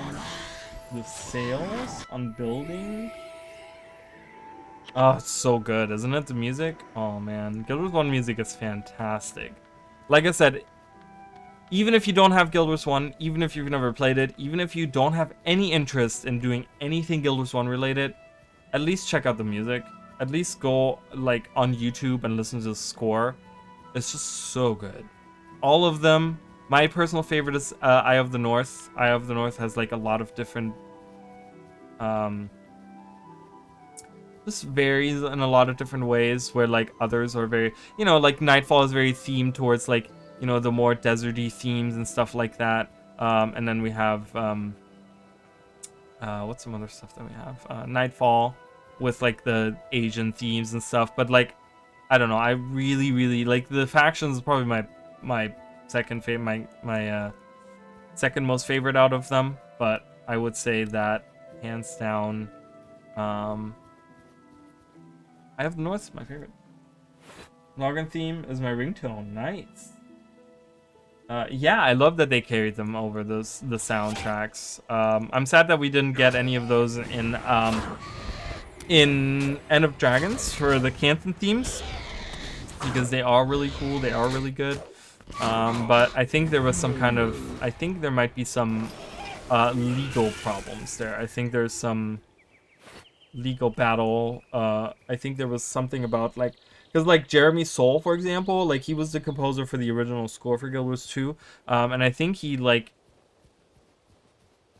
apparent, from what I understand, and I don't know, this is all hearsay, this is stuff that I read, I don't know the guy, I don't know really anything about him, but apparently he's like a really great composer but a shitty person.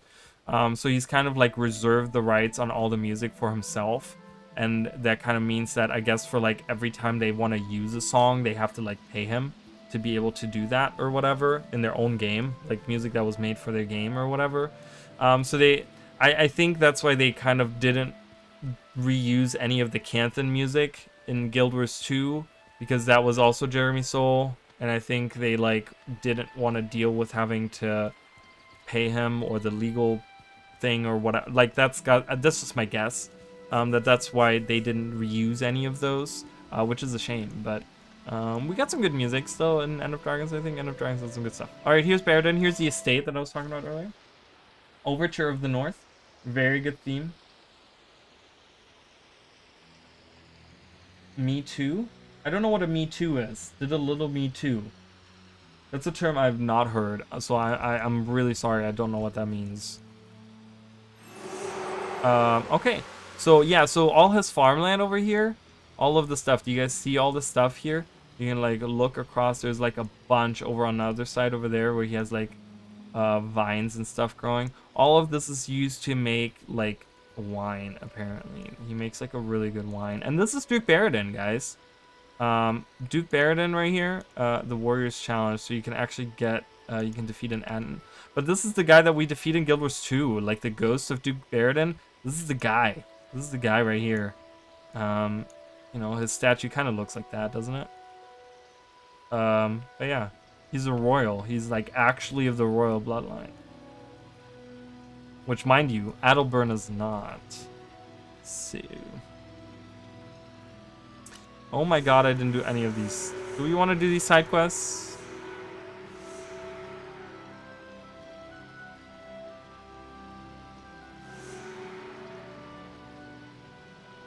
Okay, that's all done. Okay. Oh, you don't want to know? Me too. Okay.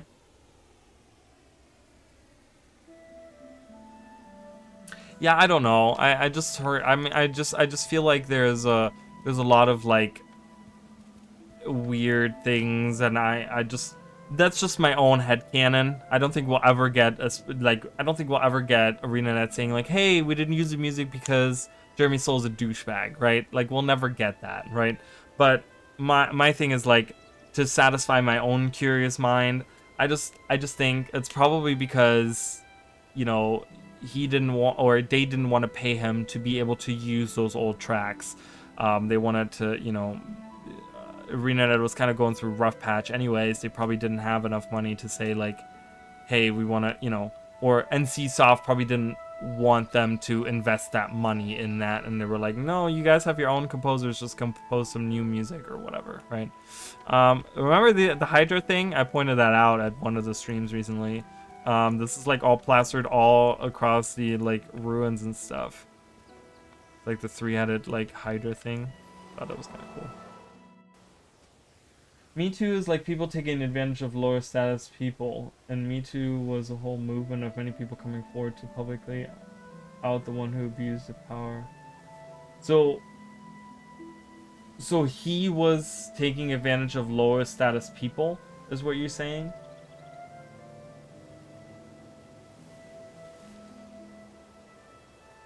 I don't know in what way he would have done that, but like, was he creating music for people and it was like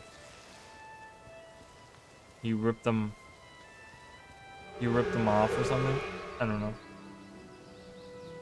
Again, this is probably all hearsay anyways, because it's like none of us really have like, you know, I mean, you even said like allegedly, because I mean, I don't think the evidence, like, we'll ever find the evidence of that. Has many negative connotations, but they're real stories. Yeah, I don't know. It just kind of sucks because, you know, I miss that music. That music is good, but it is what it is. Oh, we got a wolf. We got, oh my god, we got all the Bloodborne here. This is bad.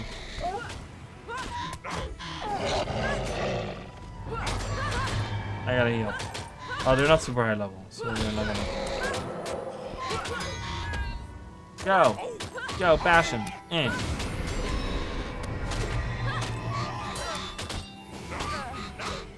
You might think to yourself, well, you know, if you're playing a warrior with a sword and shield, or a ranger with a sword and shield, why didn't you just pick a warrior? Well, because we can't increase our beast mass. Well, we actually can. Oh, the strength. I wanted to have the strength in order to, because strength actually, and I didn't even level that up. Or not strength.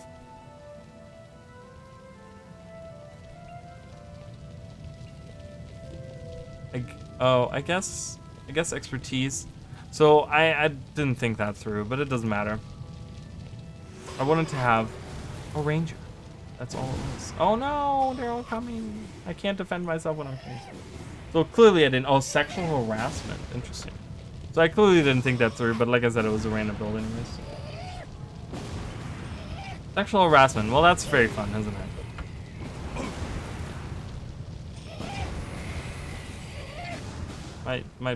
Okay, I was gonna say my Moa bird does not want to attack. I think there's like a, oh yeah, there we go. I can have a little menu. Look, we have a little portrait. I can't increase the size of it, but we'll have it over there. Alright, anyways, we'll continue on. So, so this is really cool here as well. So we have the plague worms, right, on this field. So if you go here, right, we all know this little area in Guild Wars 2, right? This is where the little, you can go down, in Guild Wars 2, you can go in here, and there's a little hall down there. And if you go around the corner is the Ashford Forum, around the mountain here, is the Ashford Forum. And you have the little, like, there's like a hero challenge somewhere around here as well, or whatever. And you can come to this area, but if you go to this exact field, there's actually worms there too. There's actually worms out on that field. So, and that's supposed to be like a reference to these worms that are out on this field, plaguing this field. So it's kind of cool to see that. Oh, we gotta go bring that.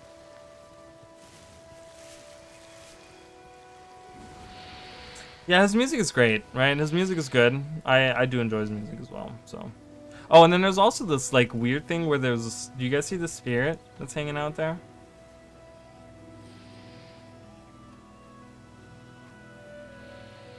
He just sits there and you can't do anything. And then when you go into the outpost, he's not there anymore. Kind of weird.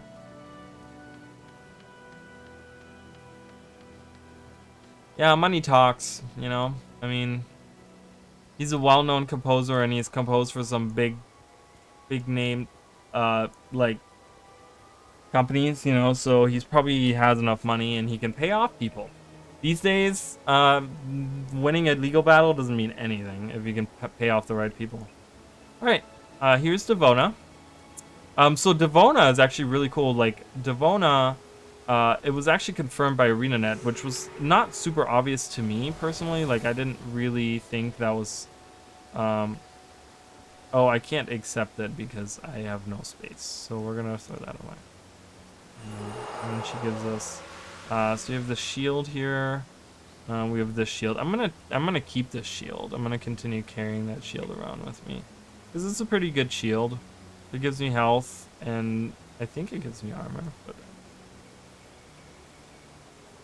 I don't know. See, I always question that.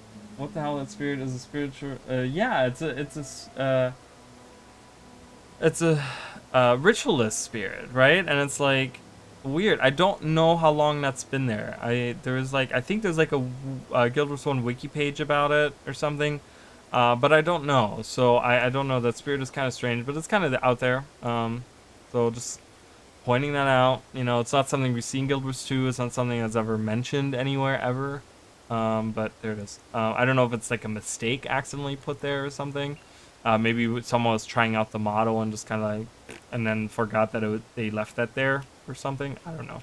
But yeah, so Devona. So it was actually confirmed by ArenaNet that the Herald of Balthazar that we see right in the very first mission of Path of Fire, you see her, right? You meet her, and then a couple missions in, you actually defeat her. It's actually Devona. He actually took the soul of Devona and put her into like made her into forged, and she became his herald. And it's actually Devona. People were like kind of trying to figure out who the herald was, and they confirmed it that it was Devona, which you know, whatever. Miller Upton was one of the other quests that we had. And he wants me to take the honeybees. This always bugs out. Because the honeybees will get stuck on these guards or on that sign. You have to be very careful. You have to lure all three of them, but you can't have them get stuck on the side here, because they'll get stuck on the side of the bridge, and then you have to redo all of it. You have to go into the outpost, go back out. That's why I'm like trying to like go all the way around. Are all three here? I see two. Oh, all three are. Come on. I gotta get him across the bridge. See, they're not following me.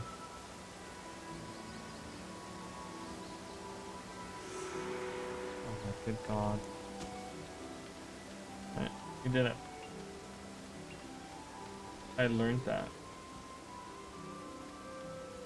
Oh, the hard way? Like when they get stuck? It's really annoying. It's so annoying. I'm like, why? That's programming for you. And back in 2004, then they made this. 2005 it came out.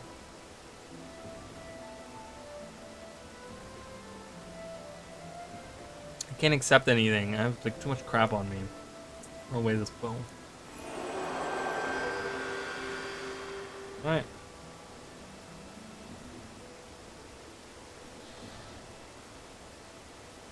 Yeah, the Devona thing. Yeah. All right. So we leveled up. So swordsmanship, and then beast mastery. We'll see what other stuff we'll do. Maybe we can combine it all with some really cool like ranger skills and make like a really cool character. I don't. So now there's a bunch more side quests available if you're so inclined to do that, but I'm not going to. I think we've seen enough of pre-searing. Unless you guys want to see more of pre-searing, I don't know. But yeah, look, guys, there's still people playing.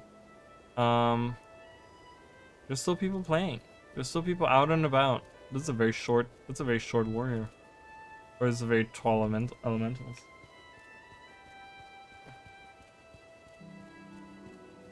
I can also get a cool outfit. Oh, nope. One of my other costumes. I could do Disciple of Melandru. That's a cool set. Oh, I don't have any space. Let me go sell some stuff. Hey, welcome, Valek. Welcome, welcome.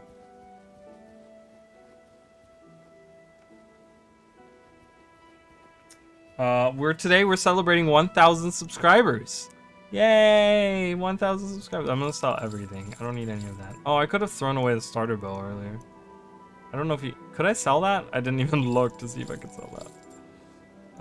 Let's just sell everything. Who cares? Bye. We'll get more equipment. All of this equipment kind of sucks. Not too long ago, and I tried to do everything before I left pre-searing. There's a lot to do. There's a lot of little side quests. You know, you can go into the Northlands up here, and you can do, you know, there's like there is what's called like a legendary defender of Ascalon, which was like this challenge. So there was this actually originated. This was actually something the community did. So the community challenged themselves. You know, it was something that was like a popular trend where someone was like, I'm gonna level up all the way in pre-searing, right? And there was like different ways that you could like do certain things and actually achieve that. Like you had to kind of do, not like exploit the system, but there was like weird fidgety things that you had to do with experience and stuff to actually get to the point. But then ArenaNet actually they loved the idea and eventually introduced these two characters right here, which once you reach level 10, Lieutenant Langmar will actually give you daily quest, one daily quest, and there's like 7 different quests, I think. So it's like every day is like, every Monday is like a set quest, every Tuesday is like a, you know, whatever, and you can do those quests like every day, and you get experience to actually get a level 20 character. That was and then you can get a title for it, and you can just stay in pre-searing and never leave pre-searing and stuff. It was really cool. So death leveling, that's what it was. Thank you so much. Yeah, 1,000 subscribers. It's been quite a ride. Did I didn't even sell anything. Yes, I did. My short-term memory, guys, is really bad. Like, this is me genuinely not, I don't remember it. I'm like, did I sell anything? I don't remember. Alright, we can walk around in Melandru's stuff. We have Melandru's outfit. I think that's a cool outfit. I actually like that outfit a lot. My favorite out of all of them, I don't know how you guys feel, but and I know he's an asshole, but it's actually the Balthazar. Just not the helm. The helm's kind of shit. But the outfit itself, it looks very cool to me. Like, I love the way that it looks. It looks really cool. But I think I'm gonna do Melandru stuff because we're like, you know, we're Ranger and we can color that. Hello, Guild Wars, my old friend. Oh, I love it. Cute. She had a tragic end. She did. She did not have a good end. I don't want to talk about it. I loved her. She was a great character, and then she kind of like, yeah, it was sad. Second profession, we already finished that.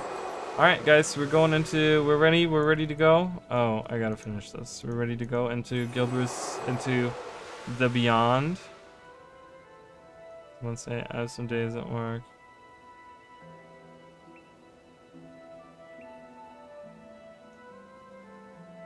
This is so cute. This person is literally chatting and saying that they're gonna be finishing. Wait, is this someone that's not someone in our chat, right? But anyways, we're gonna go into post-searing. Whoop, good story. That's always good. Work is booty. It is indeed. I agree. I feel the player character might have survived if they went.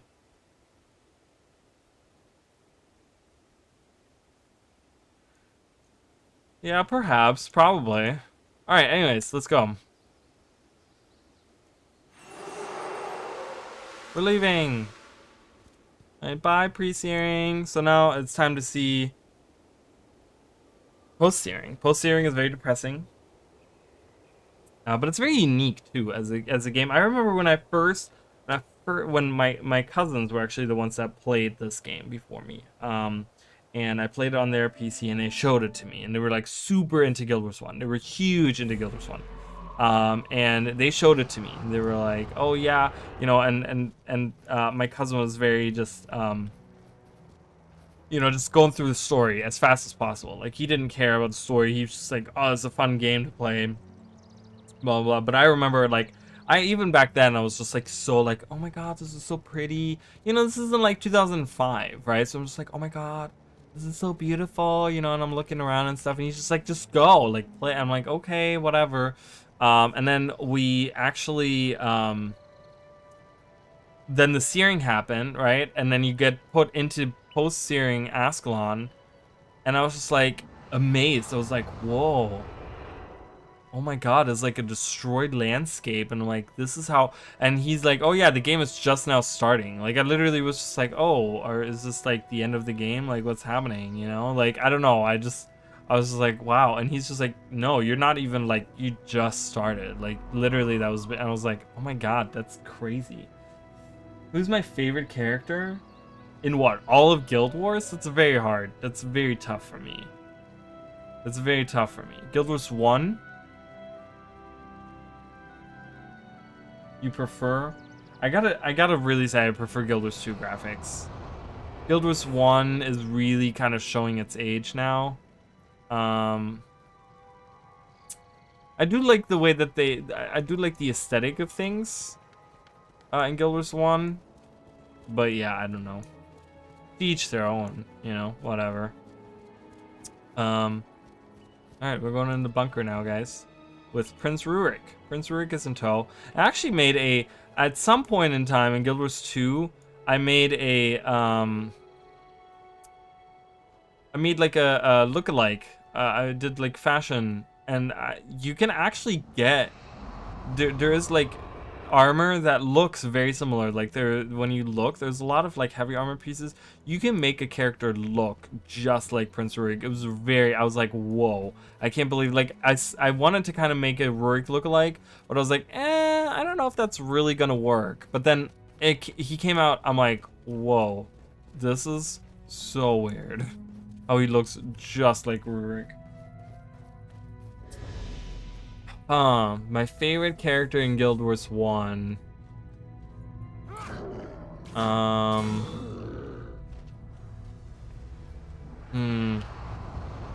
It's tough. I mean, there's a lot of them that I really enjoy. I like Livia. I think she's really cool. I like Avenia as well. I think Avenia is really, really cool. She's like the steadfast, like, she's a monk and she looks so regal, but then she's like a total badass as well. I don't know. I like both of them. They're really cool. Man, there's so many to pick from. It's tough to say, like, I don't know. That's probably, those would be my top picks if I had to pick anything. I like Cormier as well. I know people don't like Cormier, but I do like Cormier. she becomes this like she becomes a really weird character later on in the story, where she's like kind of regrets all the things that she has done, and she kind of, it sounds like she kind of wished she could have like trusted herself more, to trust other people, like to put her trust in other people more, so the whole thing that happened wouldn't have happened if she would have opened up about certain things more. And she has like all these regrets and stuff, and it's like very like, oh man, it's very deep. Guild is 1. Everything feels grounded despite being a fan of the magical game. Guild is unless around, I feel especially from the animations like casters. Cast magic guild wars, you feel them putting power into it. Their bodies shaking. Auto tag, they physically swing the staff. 1 goes through, they just put their hand forward. Yeah, it's kind of strange, right? There's certain things. There are certain things where I can agree with that, and there's certain things where I have to disagree with that. So I do agree with you on that, like, you know, when you look at elementalists, like, they don't use the staff, right? They don't use the staff isn't the source of the power. It's like their hand that they use. So it's like, well, what's the point of wielding a staff then, if the power comes from your hands, from your, you know, from you as a person anyways? Like, if you're the one slinging the fireball or the chaos vortex or whatever, winds of chaos or whatever, you know. It was on that day that the Char discovered a way around the Great Wall, a way to bring it down. There's the cauldron, the searing cauldron.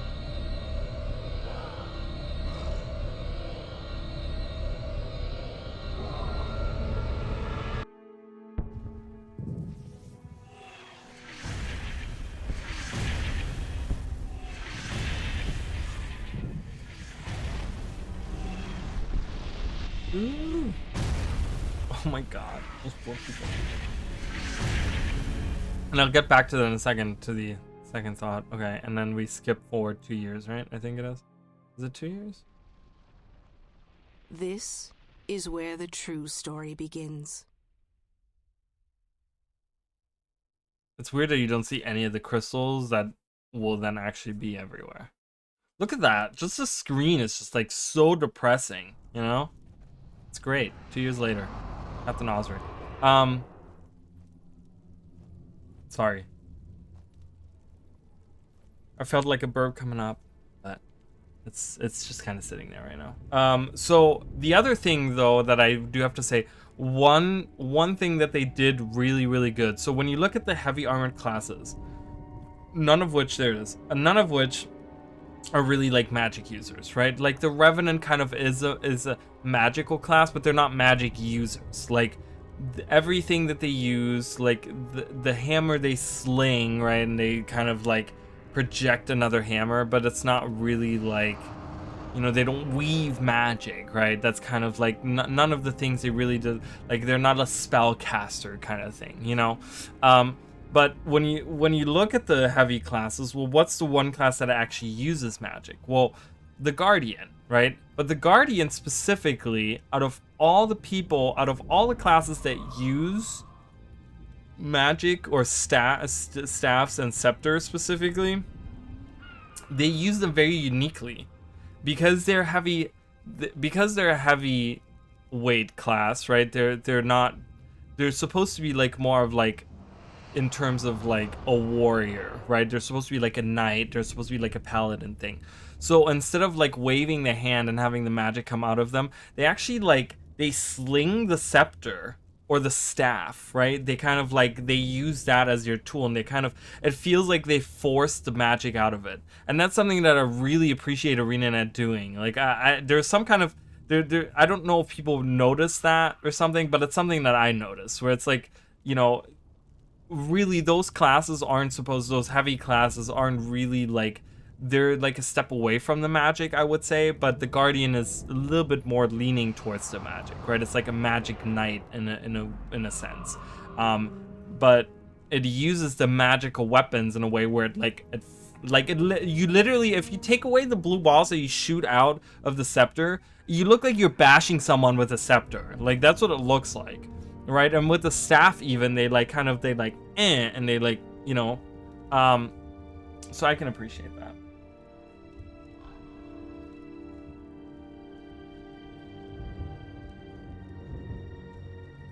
So for those of you that have not checked out my channel in depth, I do have a series of streams on my channel. There's a playlist.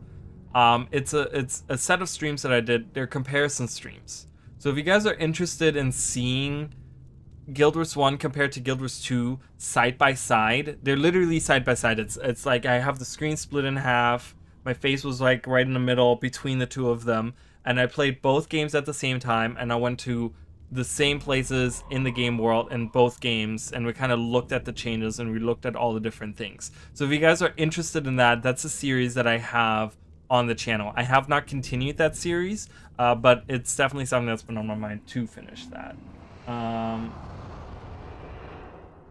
The combat quotes are really cool, but some of them get really annoying. Like the "I can outrun a centaur." Like it's you know, some of the elite specialization specific ones, those are really cool. I really love that. Like the Spellbreaker has some really cool ones where like I'm breaking your illusion or something, and it's like, oh my god, it's so badass, right? But then the ones that like always pop up is like annoying.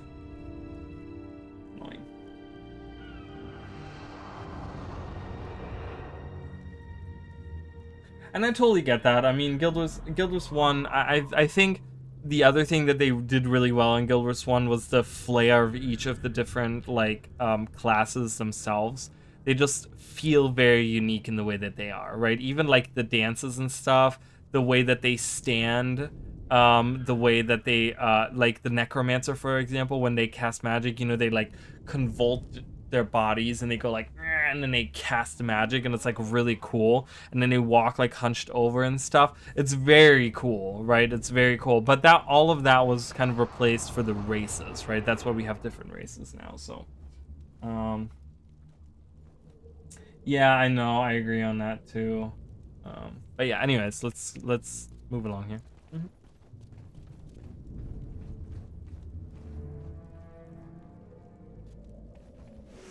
Yeah, I don't know, the god thing is kind of weird, right? There's like this weird question mark now, as in like, are we really like religious now in Guild Wars 2? Is that something?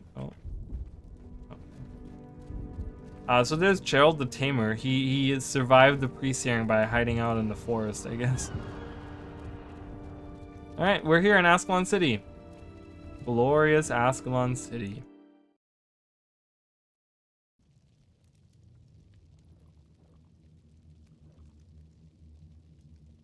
Oh, no, don't be like that.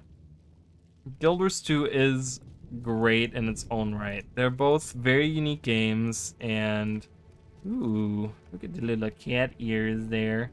Hello, mister. He looks like someone that you'd see like a K-pop, J-pop artist. I like both games. You're more than welcome to dislike one or the other. But yeah, I don't, you know, whatever. I think there's plenty of connections. I made a whole series about comparison streams about the different things that you can see, and you'll be surprised about the little details that they've like carried over from one game to the other. All right, War Master Titus. Titus? I don't know. You tell me. All right.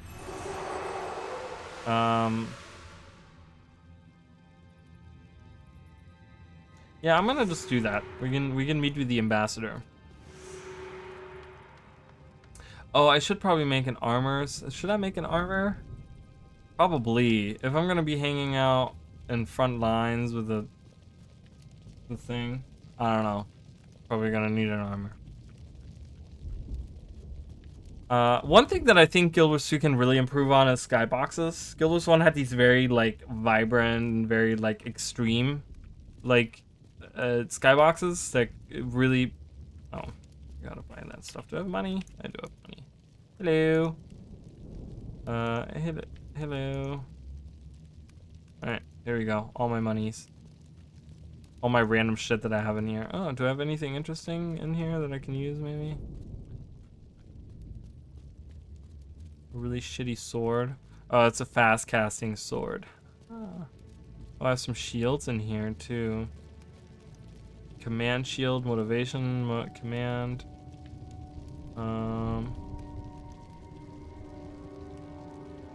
Ooh, I have the fiery dragon sword. Do we want to use that? I kind of kept that as a memento, I think. I have this as well, but that looks really stupid. That's a stupid looking sword.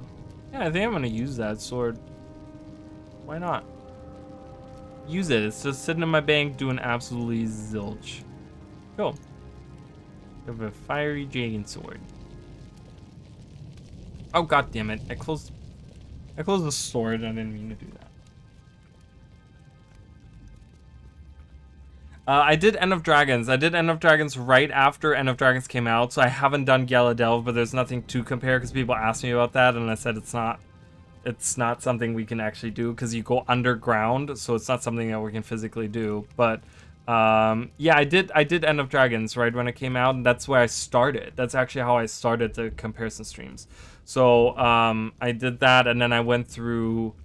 What did I do first? I think I did Ascalon, and then I did Southern and Central Shiver Peaks together in one. I did Kryta, I did Maguma Jungle and Maguma Waste. I think that was like one video that I made, or one stream that I made together. I did the Crystal Desert, not Ilona. I didn't do anything of Ilona. I didn't do Path of Fire. That's one I haven't touched. But I did the Crystal Desert. I did the Fire Island Chain, a little bit we could do at least. I think that's it. Because I don't think I did any of the Eye of the North stuff. I might have done some of the areas that kind of like in Kryta and stuff when I did Kryta. There were some areas that had to do with like... Eye of the North areas maybe? I'm not sure. I don't remember, but it's quite a lot. So you can look through that. Alright, what armor do we want? The fur-lined? The leather? You want the leather? I don't know what I'm leaning towards. Wait, what's the difference? Oh, these are weaker. I don't want the weaker ones. I want to get the best I can get. Yeah, right here. 40. Yeah, 40. Okay. So we can get the fur or the leather. What are we leaning? I'm leaning towards leather because it looks cool. I don't know. I can't tell. I can't preview. There's no preview in Guild Wars 1. There are connections between Warhammer Online and Garbage Waste 2. Everything except someone put a Guild Wars sticker on top of Warhammer Online 2 title. Alright, I'm sorry. I'm going to ignore that. I feel like most people wouldn't be so very pissed at Guild Wars 2 if they didn't release a game arguably in a different genre and then completely abandon Guild Wars 1. I'm glad they at least are keeping the service going. I'm not gonna go down that road, guys. I'm just not. So I'm not gonna make my stream about a comparison why someone thinks Guild Wars 1 sucks. So I'm sorry you feel that way. I do. I'm sorry. I don't know. I'm a type of person I try to enjoy things at face value. You know, I'm like, I can't, sitting here bitching about it isn't really gonna do much for me anyways. Am I gonna do a Tamer mask or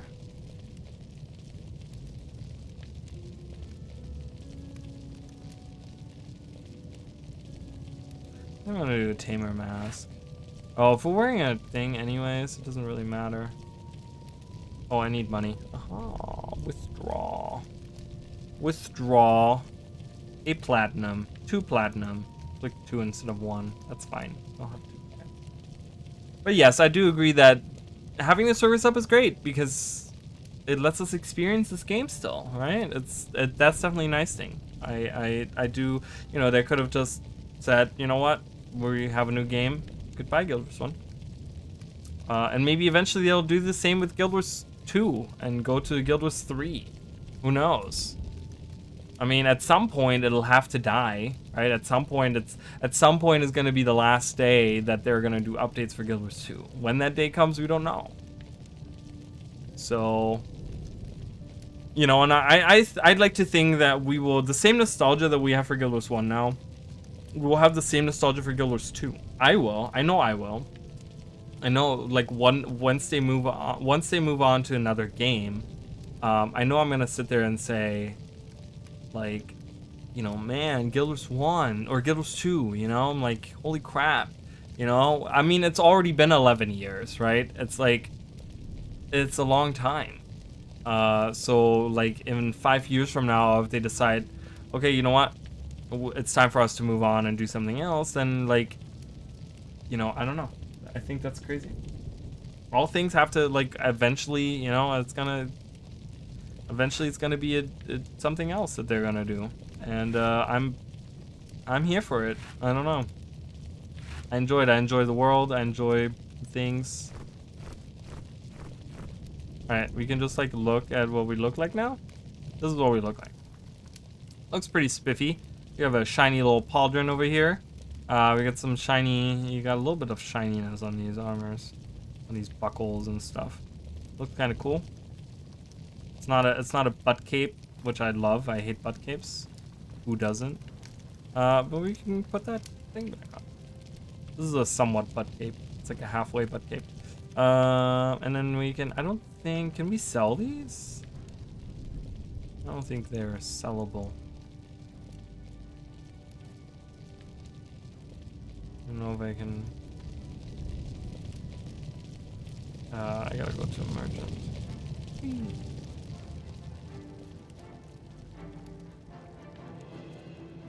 I don't know. I mean, that's a good question. You know, I just, yeah, I don't know. That's a good question. How would they?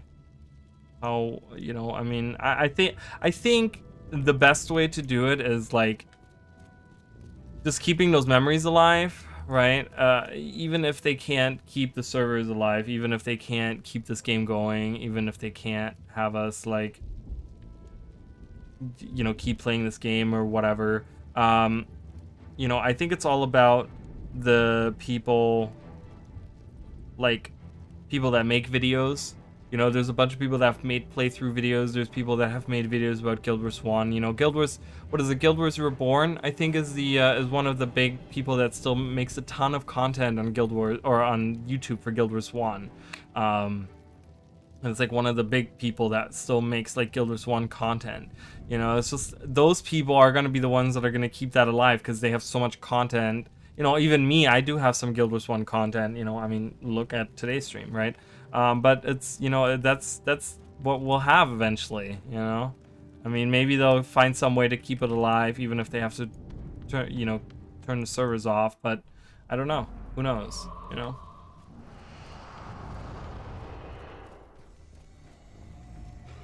Yeah, I don't know. It would just be, you know, it's just, that's why I think, like, if you're enjoying it right now, just enjoy it like it's the last, because eventually you might not, you might not see it anymore. You might not be able to play it anymore. War Master Grass, what are you doing? Oh, okay. He didn't want to talk to me. He wanted to fight, and then he runs away.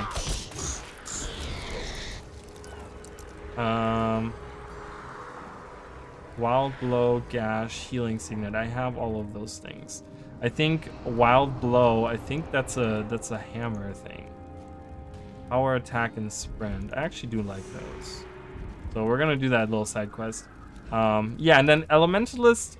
So even though we can't get to the tower anymore, the tower being like somewhere down here, or no, the water is, yeah, it should be like right here. Should be the tower. We can't get to the tower. The tower is now gone. But the Elementalist that was there, part of the order, she actually survived, and she actually has, for an Elementalist, she has quests for Elementalists where you can actually get some stuff. All right, we have the interaction between Prince Rurik, and we see messenger from Kryda.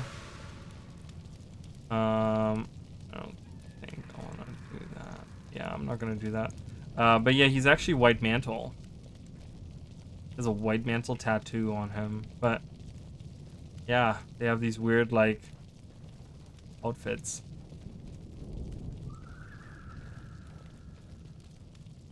All right, let's go get ourselves a skill. We have a party now. Party time. Yeah, look at that. All right, let's go. There's also, for those of you that don't know, we only have some of them in our party right now. But in Guild Wars 2, and that's also going to be probably a short that I'm going to make.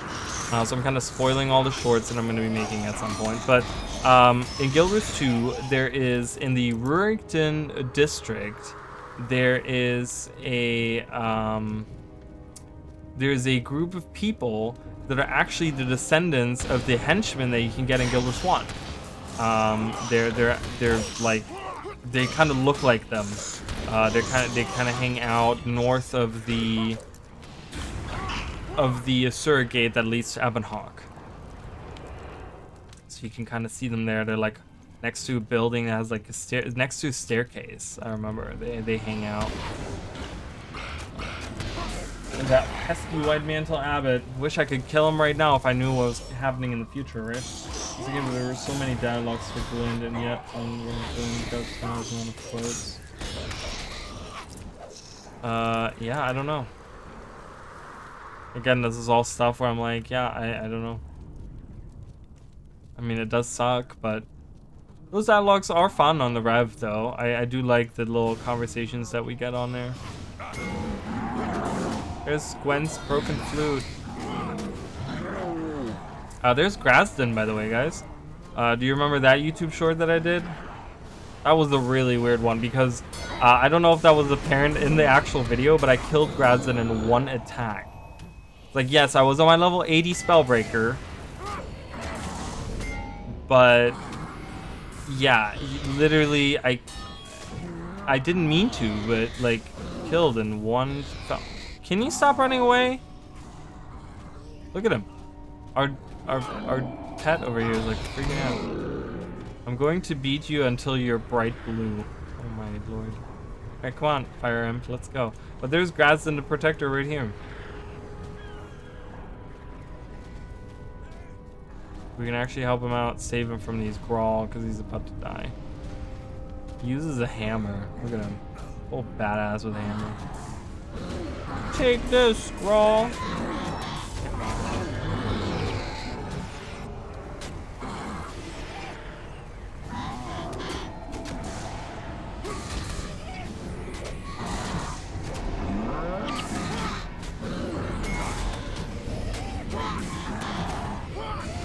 Oh my god, is there a oh, that's why. I was like, why are they not dying? Because there's a boss monster, for those of you that don't know. So named enemies out in the open world in Guild Wars 1, and they have like an aura around them depending on what class they are, indicating, you know, that they're a strong boss monster.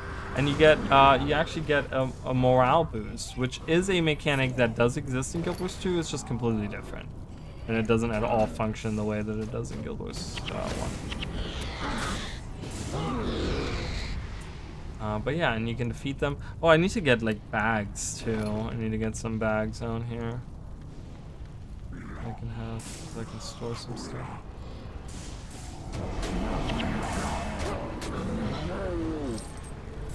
I have plenty of money. Oh my good god, where are you all coming from? Jesus. Hello? Where are you all coming from? I don't care about that money right now. We have so much money in the bank. We've not been there. What do I believe they're like? I don't know. It's tough to say. I mean, it's really hard to say because, like, you know, they say that there's like a citadel for each of the different ones, right? And there's like an ash citadel, and then there's a blood citadel, and you know, we saw the blood heap, so we can kind of guess on what the blood citadel would look like. But yeah, it's just it's I don't know, it's interesting to think about. I think they could twist it in some cool ways. The Ash Legion, I don't know. I could see the Ash Legion being just like the Ash Legion, like homelands and even like the Citadel and stuff, just maybe like hidden away. How do I get up there? I need to get all the way around here. Yeah, well, we've been in the Blood and the Iron Legion homelands. Well, the Blood Legion homelands. I don't know if we've seen the Iron Legion homelands. I don't know if where the the Black Citadel, you know, the Iron Citadel or whatever is.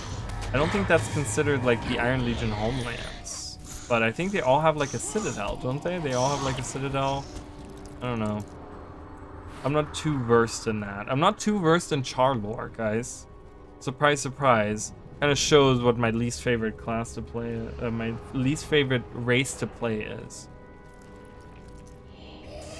And I do know there are some char fanatics out there, but I just can't get behind on it. No, I have one of 29 characters or something that I have. One of them is a char. One.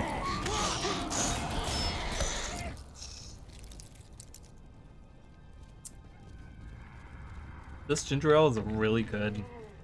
I don't drink ginger ale that often, but this is really good.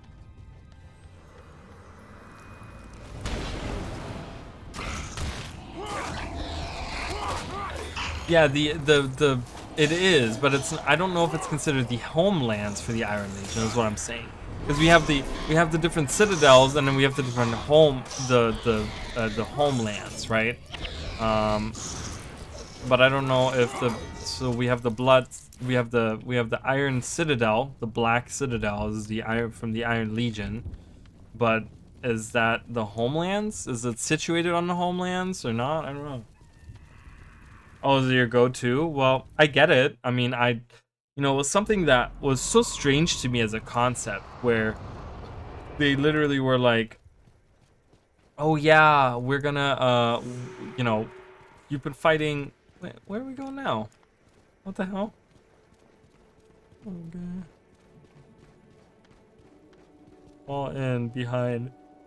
Oh, I'm leading a whole army. Look at that. Interesting. No, but you know, it was so weird because we were fighting Char the whole time, and they really taught us to hate Char, right? That was like kind of the idea. It was like, you know, Char, you know, they suck or whatever. Oh my god. Oh, we gotta rescue them or something? I guess that's what. And then all of a sudden they're like, oh yeah, you can now play a Char, and it's like, whoa, what? Okay, I thought we hate them. So it was very weird, and I was like, I'll never make a Char. Right from the beginning, I was like, I'm never gonna make a Char. I don't know. And then now I have a Char. Well, the only way that I would want to play a Char is if we had an upright standing Char. And I do get that I know people are like against that idea for one reason or another, but that's the only Char like I really enjoy. I don't like the hunched over like weird, like it's too animalistic for me. It's kind of weird. But hey, to each their own, you know. There's people that are like, oh, I like humans and Sylvari are usually my go-to. I know that people are in love with the Syrian characters. You know, their animations are really adorable, and the way they run, and you know, they're really quirky and cute, and I totally get that, you know. So to each their own. I mean, you know.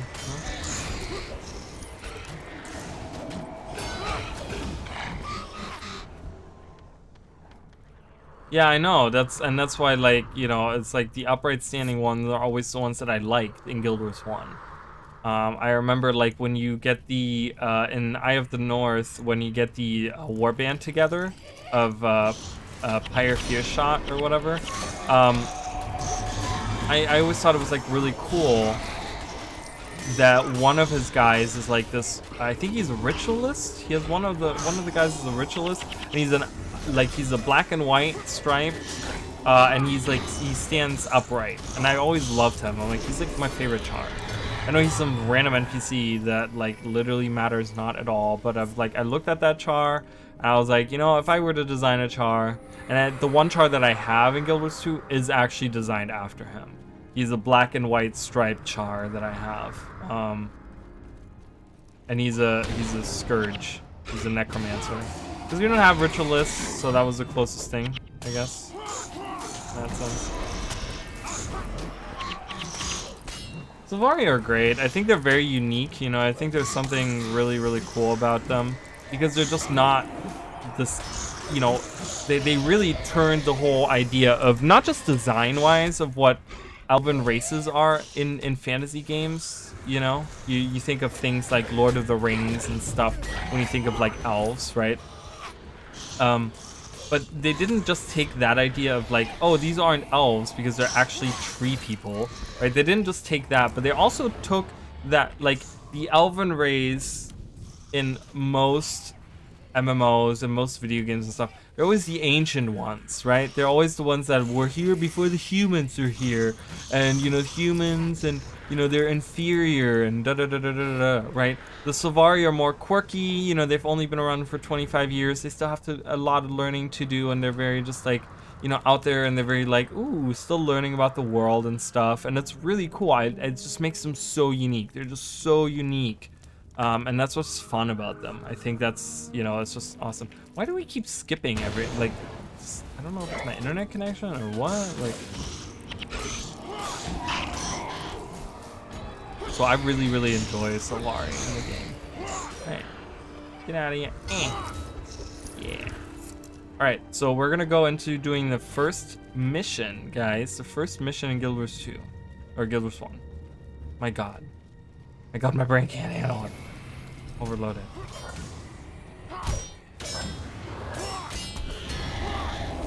And I'm gonna be continuing. I mean, I'm not stopping right now, but I'm saying, like, I'm gonna be continuing the story, this playthrough every Sunday. So this is gonna be our Sunday, like, kind of thing until Secrets of the Obscure comes out. I want to see, like, kind of what happens at that point. I don't know. I don't know what I want to do. You know, maybe there's a lot of content to be done there, or what. I don't know. We'll see. Maybe I'll continue this. Maybe there's, like, you know, maybe that leaves room for us to really do that. Power attack. So I do want to take sprint with me, so we don't need power shot anymore. I'll take sprint with me, so if I need to go somewhere, I can use that. And then power attack is going to be great to just have as my, like, go-to attack. It's melee attack. Strike for plus 10 damage. Oh, it's on strength. See, I need to look at skills, guys. I definitely need to look at skills.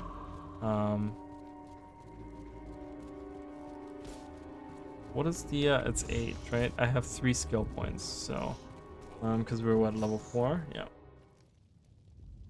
Did more in Heart of Thorns and Sorrow, but unfortunately hard to do that in a Mongo. Just can't fault them. Yeah, well, apparently there was some corners cut here and there, which is, you know, this is the big thing that ArenaNet has always, like, ArenaNet is always, like, on crunch because they're chasing the next thing. And it's like, well, you know, if you're chasing the next thing and you're crunching the current thing all the time, you're never gonna do a good release, right? It's always like, oh, we rushed out Heart of Thorns because we were working on the next thing, right? And we rushed out, you know, Icebreed Saga because we were working on End of Dragons, but then we rushed out End of Dragons because we were working on the next expansion. And it's kind of like, that's what Arena did. That's kind of where the you know, where the thing with the soap came in that I talked about earlier. It's always like ArenaNet holding a bar of soap that's Guild Wars 2, and it's always like slippery. It's like, oh, they can never catch it, right? It's like kind of weird. I don't know. We need 1 of those. We need 2 of those. We need 2 of those. I'm not gonna get an equipment. I'm not gonna get into that too much. All right. And then I think the button is J for me. Yeah. So look at all this bag space we have now. Whoop, whoop. All right. Let's look at some skills, because this melee attack is gonna suck. I want more sword stuff. But yeah, I do wish more. I wish we would have gotten stuff on Malik, right? We already mentioned it earlier, Malik. You know, we never got. There was other cut content was a story about the Nightmare Court, right? Stuff like that. So.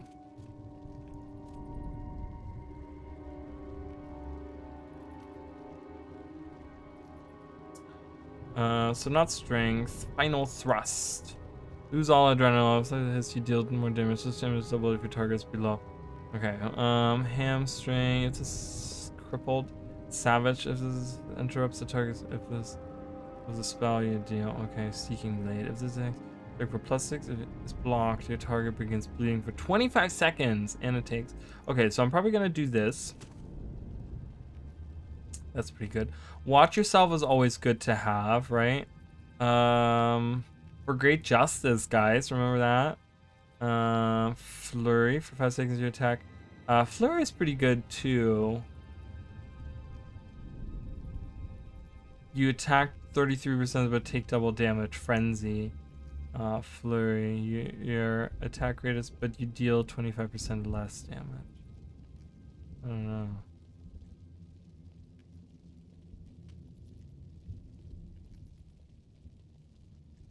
Is there like melee attacks that we have in for the ranger? I think I'm gonna take final thrust as well. There probably is. Expertise, bow attack, that's a stance. Lightning reflexes, there you go, guys. That's one that we have in Guild Wars 2 as well. There's so many of them. Is that the end game armor? It looks very cool. It's not. This is actually right here. This is just a I put on an outfit. So this is an outfit. It's called Melandru's whatever. Melandru's helm and vestment. This is something you can buy in the store. At some point in time, when I was playing Guild Wars 1, you know, years and years ago, I bought these outfits. So this is just Melandru's outfit. It's kind of cool, right? It's cool. So this goes over my armor. So my armor right now looks like this. This is what my armor looks like right now. But yeah, this outfit is pretty cool.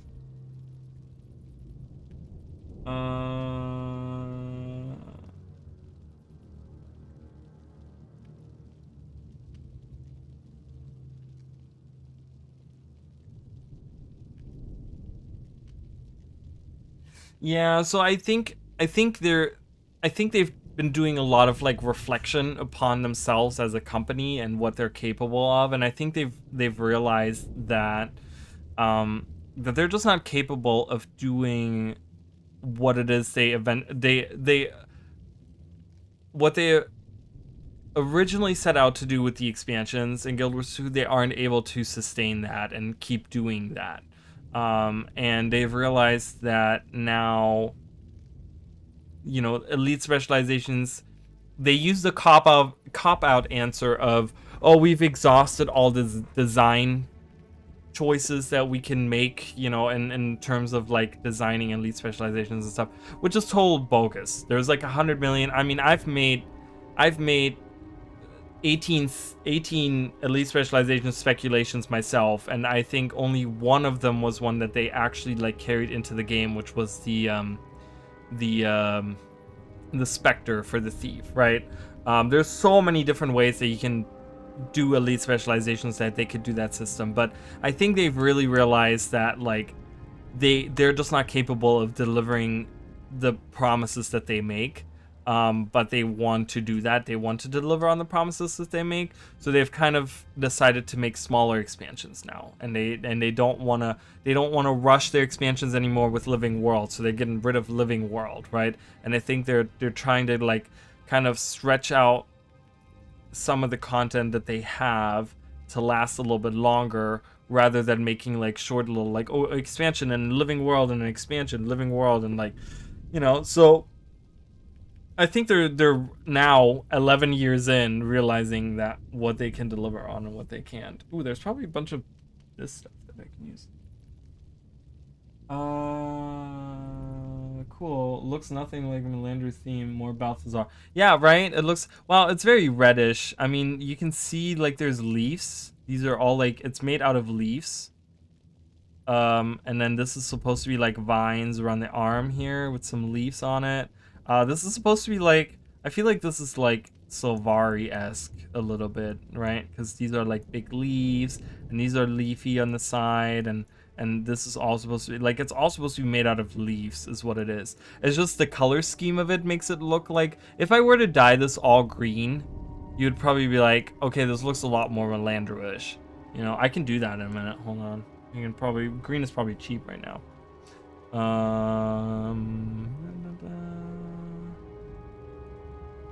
Animal containing attempts just thing. I want to have something revive animal. Resurrect all nearby allied animal companions. They come back to life with 25% health. Okay. Well, I have to have that in there, so I can get rid of this, and I'm probably not going to use that. We can get rid of this and that. And then we have final thrust. Seeking blade, yeah, so let's kind of move. Oops, I didn't mean to do that. I want to leave that in.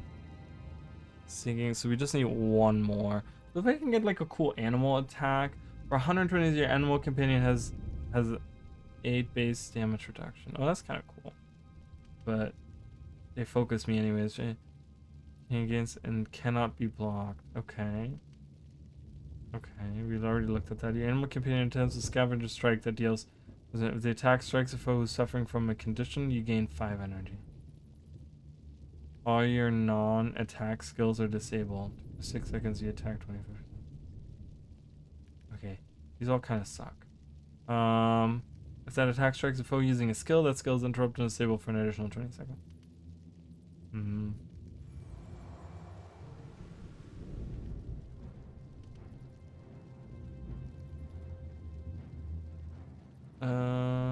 Okay.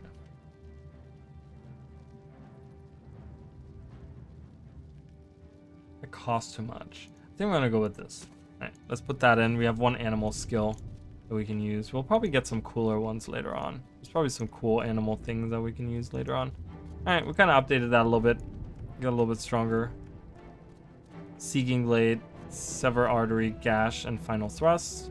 Disrupting. Okay, looks good.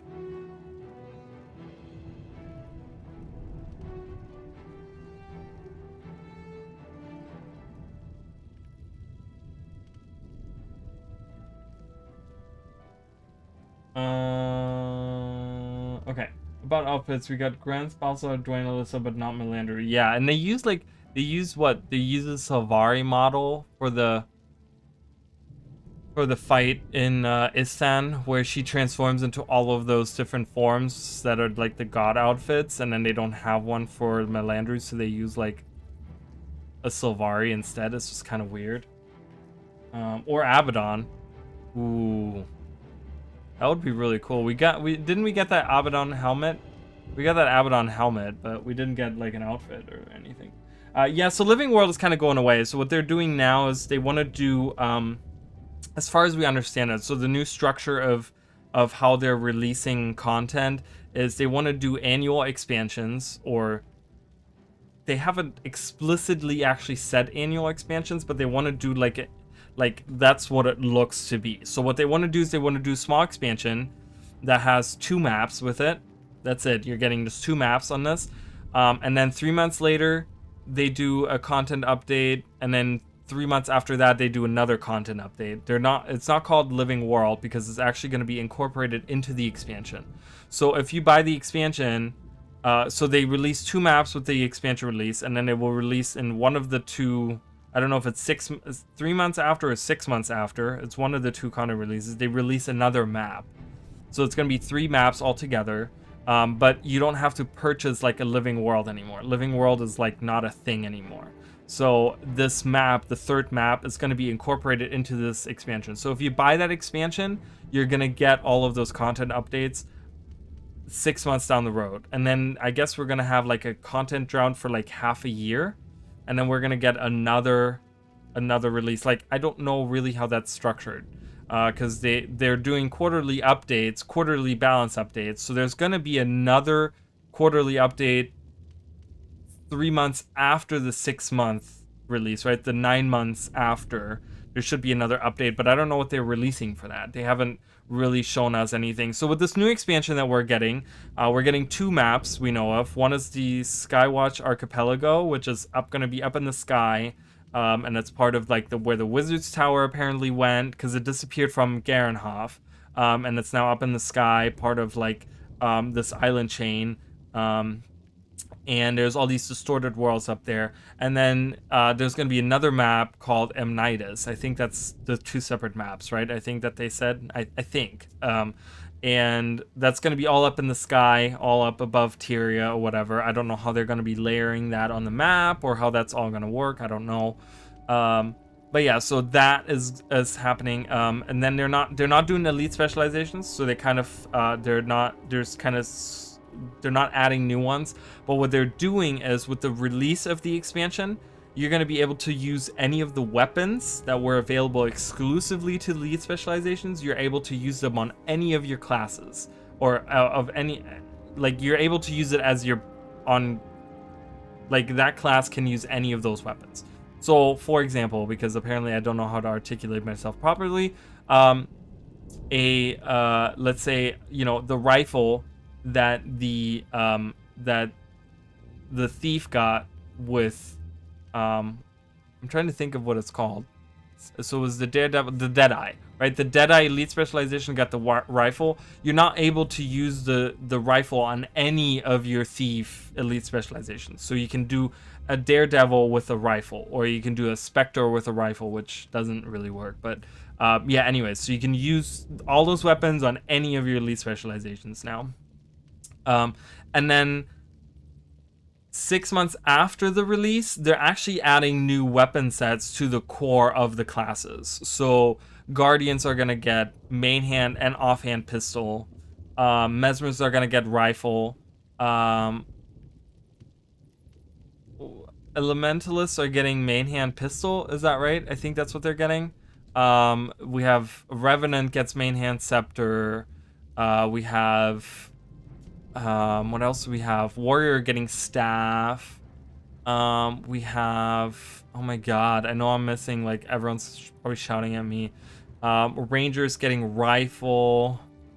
I don't know what engineer is getting. What is engineer getting? I can't think of it. It's just my least played class, so I don't know. But yeah, anyways, so that's coming 6 months later. We're also getting a new PvE legendary armor, which is has nothing to do with raids, has nothing to do with fractals. It's supposed to be like open world, and that's the Obsidian legendary armor. Apparently, looks really cool. We saw concept art for it. Looks really cool. I'm excited for it. I'm excited to work towards that, getting finally a legendary armor set, because I don't have one. I have one piece right now that I got through World vs. World, and I'm working on my second piece, but I want to get, you know, for every armor class and stuff. So yeah, so the base game, fixing the base game, it's something that they're looking at. It's something they kind of hinted at. So one of the studio updates we recently got about Guild Wars 2 was that they're looking into some of the, they want to do, I forgot what they worded it very vague, like ArenaNet does. ArenaNet always does it. It's something that drives me crazy with ArenaNet, because they want to act like they're transparent, but then they put all these words into things, and it's so vague that you don't even know what the heck it means. But they talked about that they want to look at like the core game rewards or something. So they're looking at like rewards for the core game, or they want to do something with the core game. They're looking at things like that. Which might lead into them like updating the core game a little bit and like fixing certain things that are broken with it, and kind of giving us, they also want to do more quality of life stuff, which they always do a great job with, I think. Short bow for the engineer, is that right? They're getting a short bow? That's fucking wild. I didn't even register that in my brain. Like I said, it's just, I tuned that out. Engineer is like, I don't care. I just don't play engineer, guys. I just don't. I'm sorry. Sorry for all the engineer players, all the engineer lovers out there. All right, let's get the quest. Let's keep moving. Yeah. So my main right now is a Spellbreaker, warrior. I never thought that I would really main that. But yeah, I like the Spellbreaker a lot, and I'm excited to see where staff. I don't know if the staff. I might. So depending on how it goes, as someone that loves the lore, as someone that plays Guild Wars 1, I love the Revenant as a class, just because it has all these callbacks with King Jalas and Shiro and Malix and Ventari and all of those, right? And I feel like it plays very uniquely in the way that it uses its skills and stuff. I'm looking, because the problem is that I like long range, or it's not that I like long range. I wish Revenant had a cool long range option. I wish they would lean more into like actually making the Revenant, like I talked about earlier, like making it like a heavy armored spellcaster, right? That's kind of what I would like to see. I would like to see a Mist Mage, like someone that uses the mist, but uses like a spellcaster weapon. So we're actually getting the scepter. So I'm kind of looking forward to see how the scepter is going to be implemented in the game. And if it's crap, if I don't like it, I might stay with the warrior, because the staff is very interesting to me, because there's a lot of different ways they can use that as well.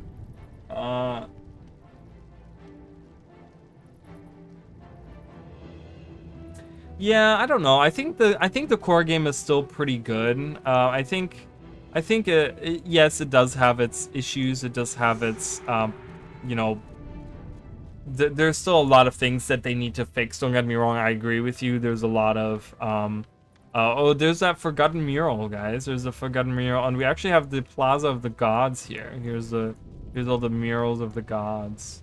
There's Dwayna right there with her cool, like, stylish hair.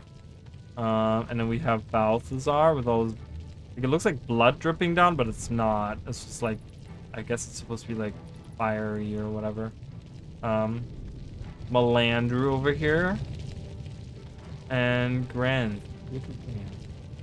Oh, and Lissa. I'm sorry, I forgot about Lissa.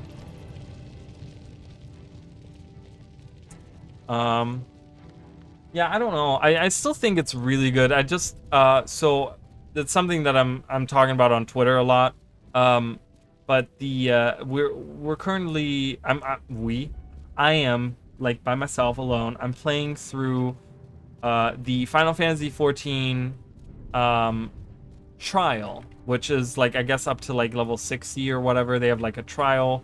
It's like the core, it's like the base game and the first expansion or something you can play through, which is like crazy, because I feel like that's from what I understand, it's a lot of content that you get, so it's comparable to how Guild Wars does their, like, trial in a sense, right? It's not max level because they increase it with every expansion, but it's like a lot of the core game, the base core game, you kind of get to play. And I have to say, like, Guild Wars 2 still has, like, even if it does have many flaws in the core game, even the core game itself is so amazing. It's so good. Like, I talked about the voice acting, for example. Like, Final Fantasy 14 has minimal voice acting. There's, like, once in a while, I'll skip every single cutscene, because if it doesn't have voice acting, I'm like, I don't care. I'm just gonna read the quest log, and it's gonna tell me exactly what the conversation just was. But I don't feel the immersion, you know, in the game, like, because there's just no conversation going on.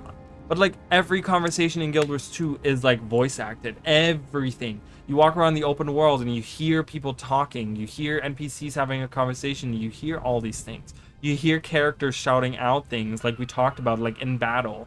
You know, it's like, I can outrun a centaur. Like, you would never hear that in Final Fantasy. Like, your character in Final Fantasy 14 has no voice. There's, like, no voice acting, at least in the core game. I don't know if that changes later on or something, but there's just no, like, it's so you know, and in that sense, like, the immersion isn't really there. Like, I can watch a movie at the same time on the other screen and play the game and have the exact same experience, because I'm just like, oh, I'm just playing this game that doesn't really have this immersion in there, you know. So it's just kind of like Guild Wars 2 still wins out, even with its many flaws. It wins out, in my opinion, versus other MMOs when it comes to, like, core game. Like I said, Guild Wars 2 just gives me that immersion. You know, I go into the game and it's like, oh my god, I feel immersed. The other thing that I think, like, one thing that Final Fantasy does, like, better, obviously, is, like, the graphics. I think it overall looks better. It doesn't have the painterly, you know, the painterly aesthetic that that Guild Wars 2 has or whatever, but it looks very clean. The UI is very clean. You know, it has this very Final Fantasy look to it that's very, like, spiffy, and it looks really nice, and it's very sharp and very clean, and you know, the animations are very, like, they look really fantastic. Like, all the stuff looks really good, you know. The abilities look really cool, all that stuff. So it does have that, I feel like, you know, where Guild Wars 2's combat is a little bit of a mess right now, because they've bloated it with so many, like, AoEs and animations and all these things, and there's just rings everywhere, and, you know, like, you have, like, a boss battle and just, like, everyone is just like, meh, you know, and it's just like, oh my god, you know, it's a little crazy at times. So I think like Final Fantasy in that sense kind of wins out a little bit. But yeah, we're gonna do some weird thing with Lissa and Guild Wars 2's story. Haven't gotten past the first expansion. I heard it's good, but man, hard to get to the actual bits. Yeah, and that's the thing. I just did the main story. I did like I play Arcanist, okay, to give you like a little breakdown of like, you know, my experience that I had just today.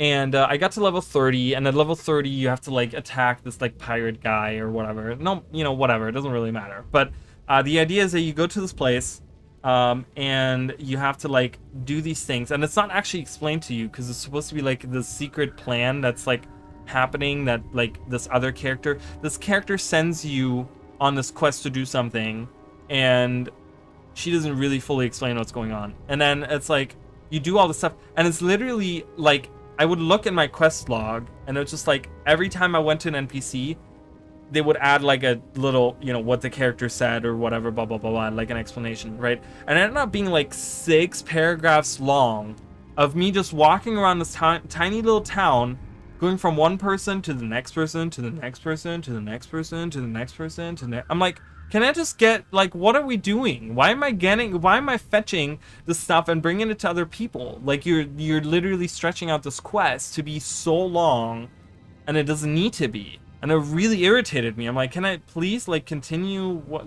I don't even know what's happening. I don't even know what I'm doing here, you know? And it's just kind of felt really bad. And it does sometimes have that where it has you like go over here, talk to this person, and go over here and talk to that person, and go over here, and I'm like, okay, I don't want to talk to any more people. Can I get some action? Can I get, like, you already don't have any voice dialogue. Okay, I get it. I mean, there's a lot of dialogue happening in the game. You already don't have 90% of it voiced, but then you also have me like going around doing all this fetch questy stuff.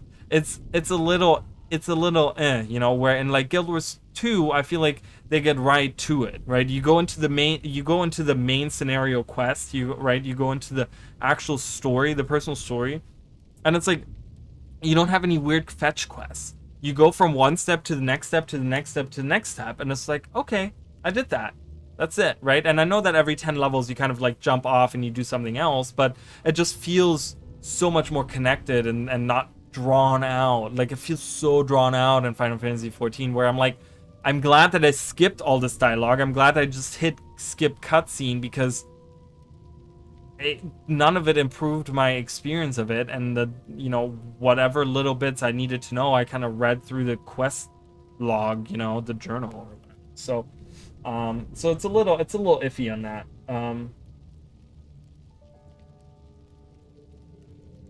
Yeah, and it's very iffy, you know. I mean, it's a great game. Like I said, like I went through the first 3 dungeons. I did the first like trial and stuff, like, because I just reached level 31.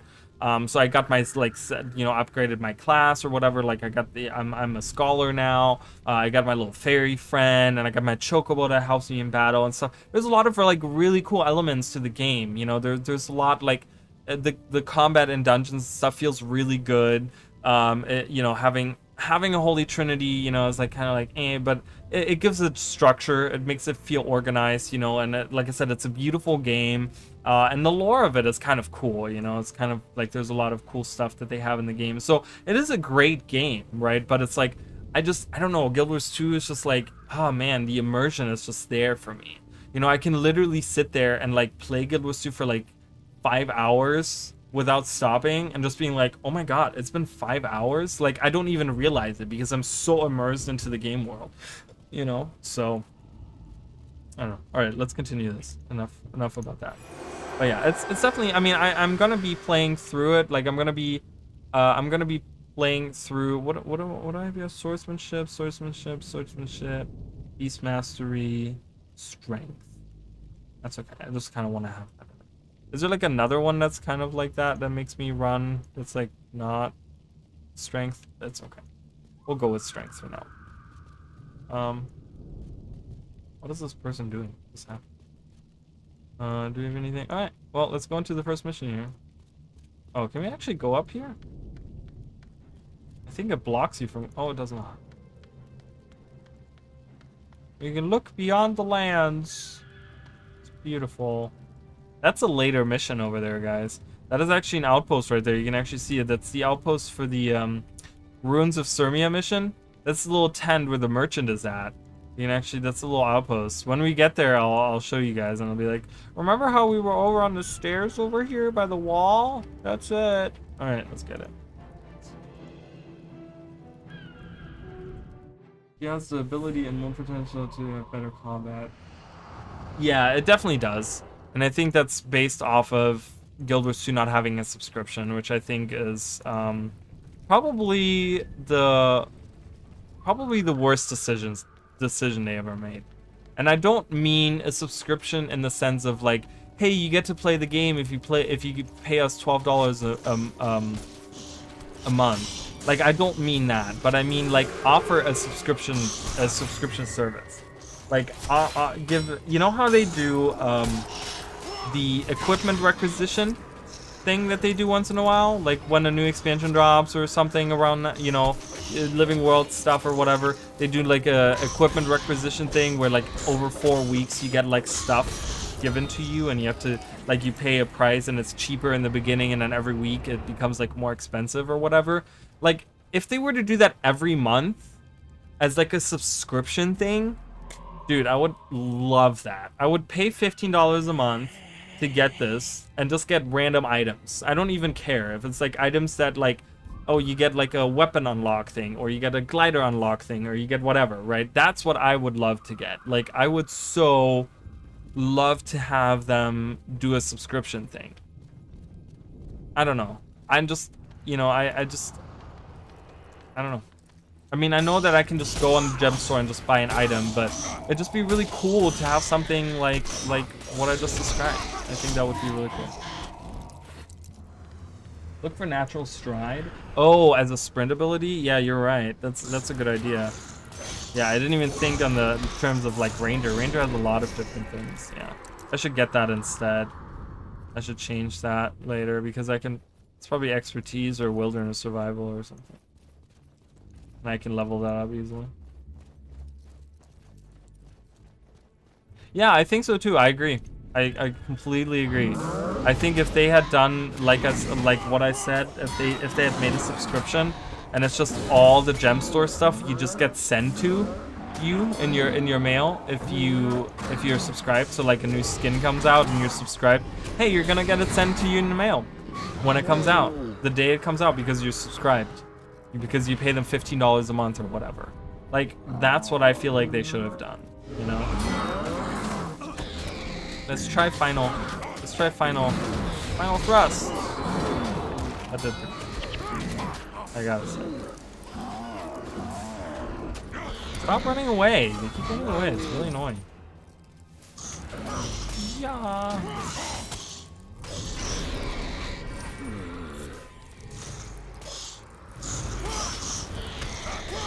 Should probably use that ability every so often as well.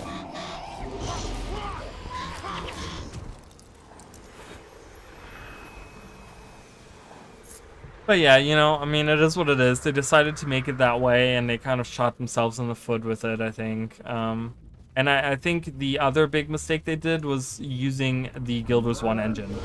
I think if they would have used a different engine, a newer engine or something, I think they would have saved themselves a buttload of like headaches. I think one of the huge things that they don't talk about, because they don't want to make it look like they don't want to show their incompetence like that, but I think is the mistake of having used an old engine like that. They're running into these problems where they now have a completely new company with new people pretty much that are working there, that don't know anything about the old company or the old thing that they used to do, and they have spaghetti code that they got to deal with, and these new people don't know anything about what any of that spaghetti code like is about, you know. There's always that famous interview that I go back to, where this is like way early on in Guild Wars 2's not development, but like release cycle. Like, I think this must have been around like Heart of Thorns or something, They did an interview, or there was an interview, must have been on one of their streams or something, and they talked to the developer that was in charge, or that maybe still is in charge of the map, the like how the map works and stuff. And the guy literally said on stream, he's like, I don't even know how the map works. He's like, I just know that it does work, and I don't touch the code. I don't even touch it, because he's like, it works. I just don't know how it works. See, and I think they have a lot of issues like that, where they just, because of the engine that they use and the old code and spaghetti code and all that stuff, that they like are sitting there now and they're just like, okay, well, this doesn't work, or we can't do this because we don't know how to fix this or how to do this. You know, and I think that's where these, a lot of the, you know, we talk about bugs and like how certain things are broken and stuff. I think that's where that comes from too, because they sit there and they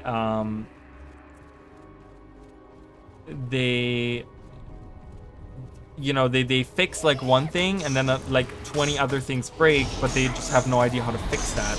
And it just would cost so much development time for them to sit there and try to really figure out what's wrong, what's going on, you know. So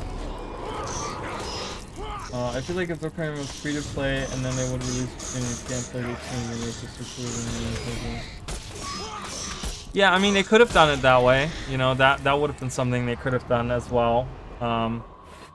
Anything. I feel like there's a billion different ways they could have done it other than what they have done, and it would have been a better decision, I think. So I'm gonna do the side quest. We're gonna do Kill and Test Debris. He was actually part of one of the Did You Knows that I made, one of the Did You Know shorts. So yeah, we're gonna actually do that side quest because it's really easy. It's almost right on the way. It's not a huge, you know, out of the way thing. So we're gonna do that. One of the reasons why I don't think they can come back to kill this one is what? Because of the money?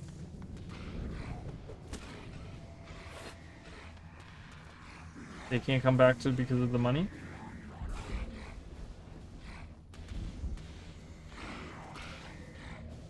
Guys, we're at 1,004 subscribers. 1,004 subscribers, which is fantastic. I'm very thankful to all of you who are here hanging out.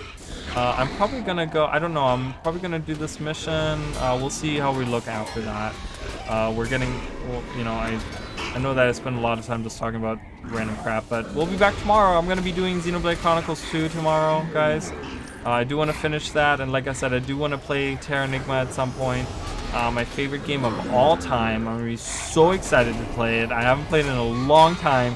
There's gonna be a lot of like, I don't remember this, even though it's my favorite game. But yeah, so look at this. Look at that clean ass reflection. That is a nice reflection right there. Oh, thank you. Someone just, oh, thank you. Yeah. There's that subscription that just came through. Thank you for that subscription. I just read it on the thing. Oh, the code. That might be part of it. You're right. That might be part of it. I haven't even thought about that. I didn't even think about that. That potentially being, yeah, that's actually true. That might be part of it as well. Yeah, I don't know. I don't know if they'll ever come back to it. I mean, you know, I don't know. Like I always said, I wonder what a day at ArenaNet at the office looks like. Because I sometimes feel like, you know, I kind of made the joke earlier about like, you know, they act like an indie developer, they act like an indie studio, even though they like make like money like a AAA company, you know, but then they release only what like indie studios would like release or something. Because it just feels like they're being held back by things like the spaghetti code, and I think that's one of the reasons. I have like a suspicion that that's the reason why they wanted to end the whole end of like the Dragon Saga and wanted to do something completely different, because they were like, you know what, that way we don't have to worry about making big models and dealing with all of that stuff. We can just do something else, do something completely different, do something completely new.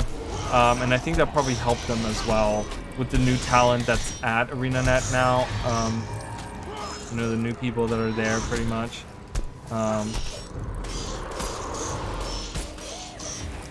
Why is my Moa not attacking? He's just standing there.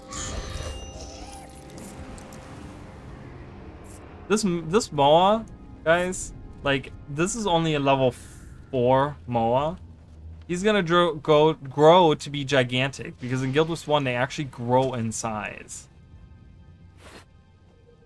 Oh, do you guys see that over there? That's part of that other mission as well.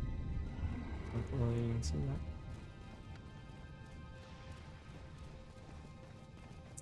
Because they do grow in size as they level up, so he's gonna get even bigger. Like, he's already a big bird, but he's gonna be like a bigger bird.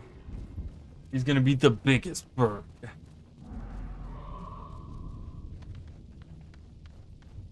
Getting a weird skip there.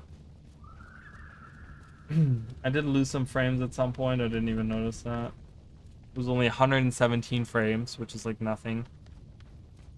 Because I run at 60 frames, so that's like not even 2 seconds that I lost there.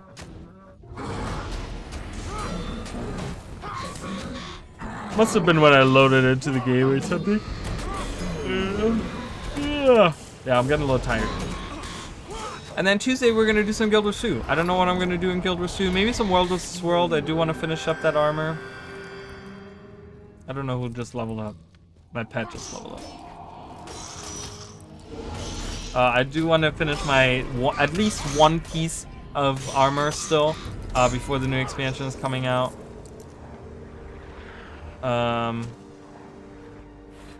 But yeah, because I'm like halfway through getting that piece or whatever, so I just want to get that piece of armor, legendary armor. So I'm gonna be doing that on Tuesday, and we can probably speculate more on like Secrets of the Obscure and talk about like whatever information they released. Like if we're gonna hear about, thank you to whoever again who said that earlier, who talked about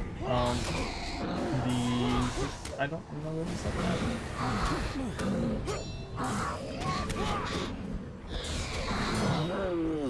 Was that Hot Take that said that earlier about the what they're doing on Tuesday?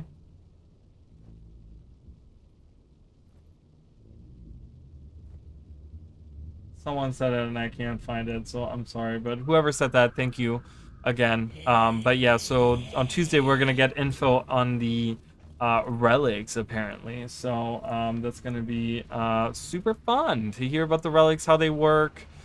And we can talk about that. There's Kellen, guys. There he is. Kellen Tesseri, who's known as the champion of Sirmia. In death, I am but a restless spirit. And then we give him, he wants us to find the Kios, the Greaves, the Crest, and the Pauldron. And we do so, and then he says, thank you so much. And that's it. That's literally all he says. Recover them, and we did. And we get 1,000. We finish the bonus. Yay. Okay, I don't mind them ending that saga because dragons aren't as interesting as lesser conflicts. More intimate. Dragons in the world ending and the universe ending isn't as intriguing as maybe the war between the Tower and the Mystery. See, I disagree with that, like personally. And again, this is, I think, is a personal choice. I love the idea of the Elder Dragons, but I just think that how ArenaNet, you know, the ArenaNet, once again, they shot themselves in the foot when they created Eye of the North, you know, when they shifted from Guild Wars 1 to Guild Wars 2, and they talked about how, oh yeah, the dragons, you can't like communicate with them or whatever. They're just like forces of nature.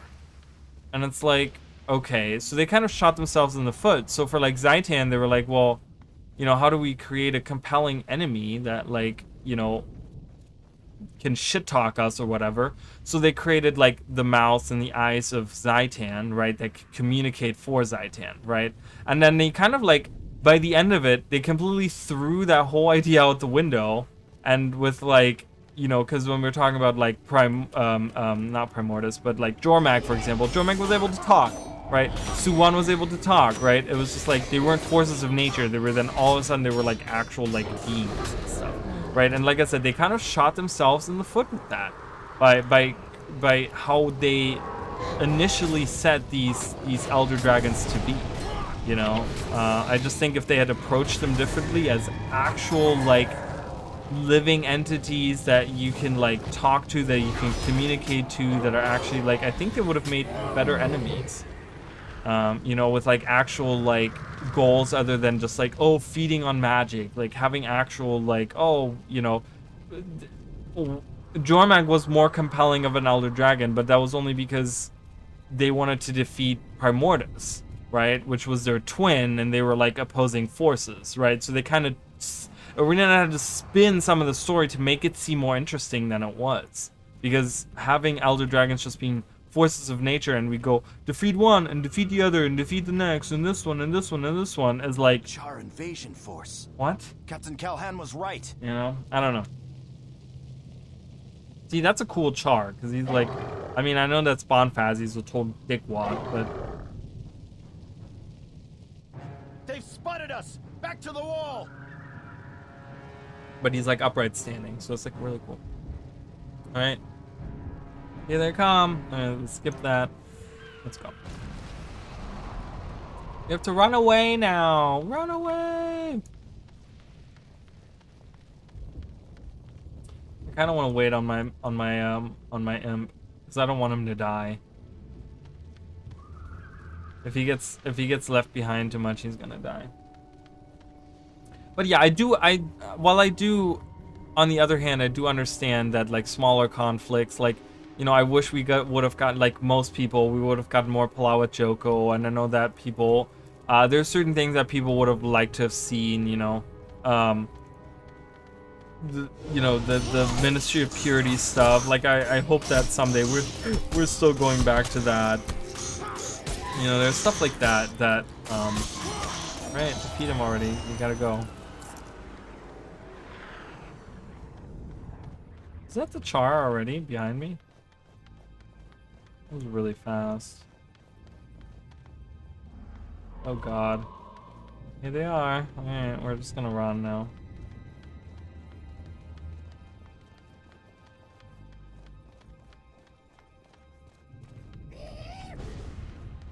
Yeah, I can agree with that. I don't know. Like I said, I think Arena has done a lot of mistakes, and the problem is that like they make the mistake. So the Fire Emblem now died. They make the mistake, but then rather than learn from it, they kind of like they double down on it, and they're kind of like, no, this is what we do. And it's like, dude, just fucking whatever, you know, just fucking. Just listen to your player base, you know, sometimes, and that's kind of where I'm coming from with the like transparency, because like I said, they act like they're transparent and they want to communicate and stuff, but then they still do their own thing and they don't listen to what the player base tells them. And that's kind of like, listen to your player base. Like we tell you what we want because we want to enjoy the game. We're not telling you because we want to tell you how shitty you are. Let's fight them. Attack! Attack the Char!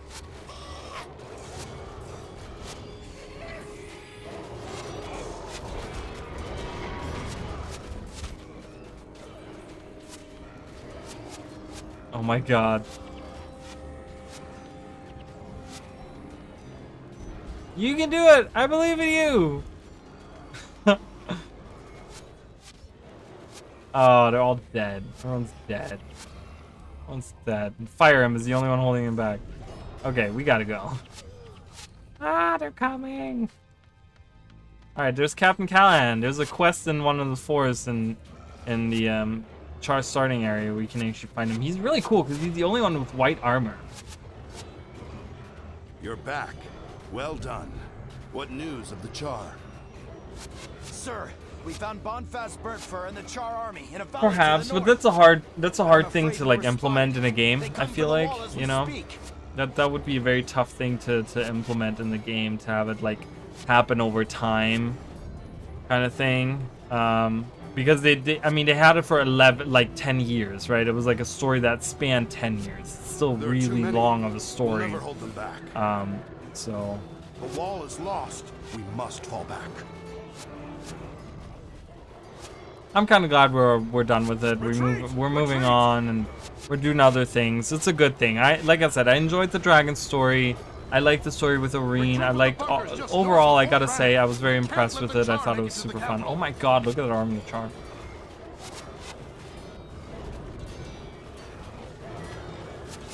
But you know, it's just I enjoyed it, but I'm happy that we kind of moved on and we're done with it now. So yeah. All right, so now we're all the way down. So they push back, and pretty much they take over everything, and we get pushed back to like Fort Rannick, which is like the super empty base here. It's kind of crazy. And we actually get into the next mission. So let's do that next mission. Right? Yeah, we have enough space. Next mission, guys. Let's do it. This mission I kind of don't like. It's kind of... It kind of stretches on a little bit too much, and it's kind of weird, so... But I get it, you know?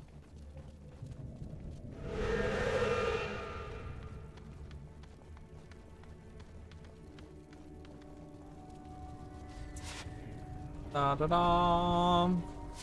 Alright, let's help these soldiers out. There's the... we gotta keep him alive, the Master Armin Saberlin. Because he's gonna have the bonus for us. So we're gonna make sure that he stays alive. That one warrior is gonna die, but that's okay.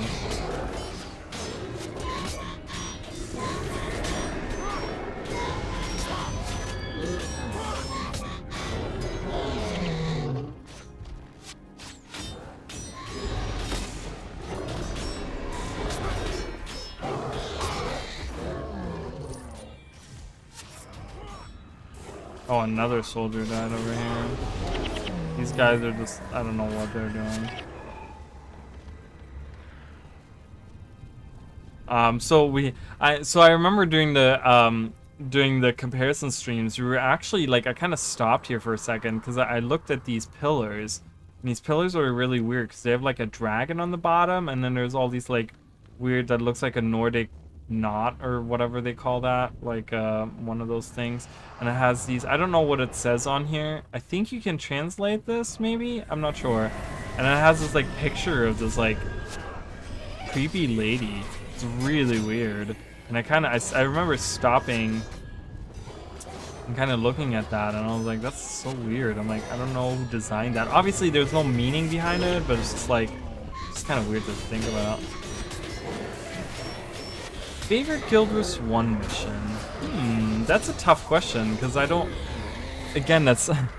spans like so many different things. I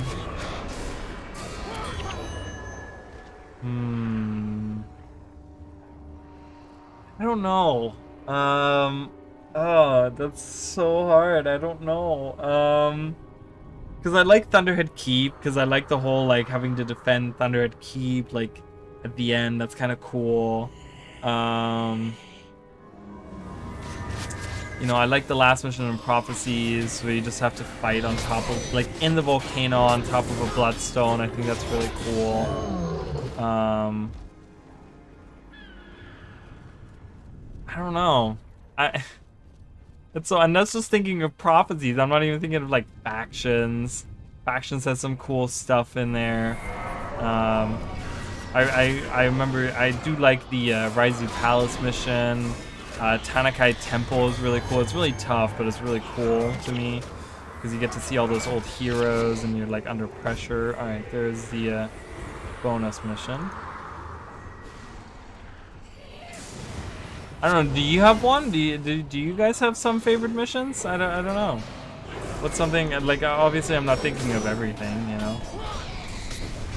I like the little where you go to the meet the princes at the party in Nightfall, where you have to do all the different like little side missions where you have to dance with little kids and you have to take part in the play and stuff, and you have to do the mimey stuff. Like that one was really cool. I like that. That one was a cool mission.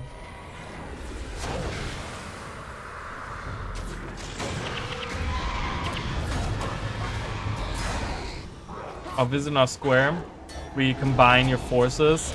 That's really cool. I like that too. There's a lot of really cool things that they did for the missions, I think, in Guild Wars 1. There's a lot of little things that I'm like, ooh, that's really cool. I like that a lot.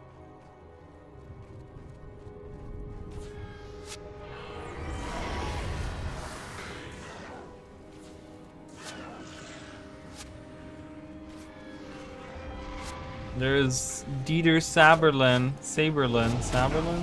Whatever.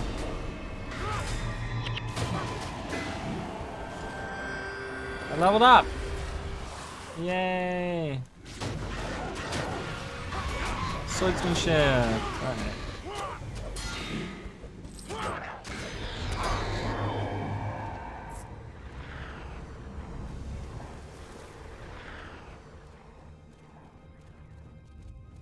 I know, that's really that is really cool. Oh, I should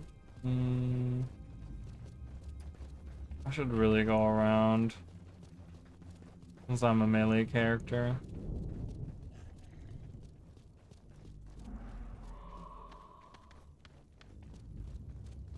Yeah, it is really cool. It is a great mission. I love that too. I love just like having like 2 teams of people. It's just like having all these people. It feels like you know, and then if you have like minion mancers in there and stuff, it feels like you have like your own little army of people. It's really cool. It makes it feel like very like this is like a very decisive battle. Like we're fighting our way through to like establish a foothold in the city kind of thing, and get down to like, you know, what's really happening, like to where Shiro is. We're fighting our way through the forces to finally confront him or whatever. So that guy just, they walk right past us, which is great. Look guys, I found a cryptid. Doesn't that look like the doesn't that look like a cryptid? Cryptus? Not cryptid, cryptus. Doesn't that look like a cryptus? Doesn't that look like a, you know, the horns are here. Looks very fleshy demon, bony, fleshy kind of. There it is. They hinted at it like 18 years ago, guys. 18 years ago, they hinted at the Cryptus coming. Alright. So, Cryptus build Ascalon confirmed. Just kidding.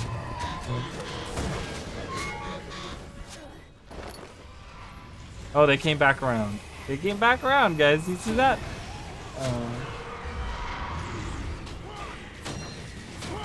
Oh, yeah, the Ampha as well.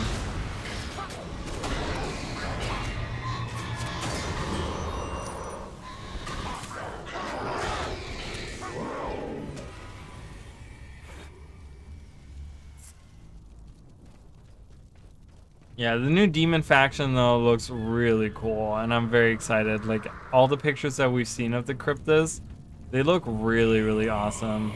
I'm very impressed with what they look like, cause they're like all fleshy and gross, and oh man, and they just like they have these like black spikes that come out of them, out of the flesh. It's really gross and really good looking. Like it's very cool. So I think I'm gonna finish up this mission, guys, and I'm gonna head out for tonight. We're gonna continue this next Sunday. This is gonna be my Sunday stream. Tomorrow we're gonna do Xenoblade Chronicles 2, and then oh God, we're never gonna get through this. I don't have a long range attacker. First of all, I'm gonna kill you. What's that? What's that?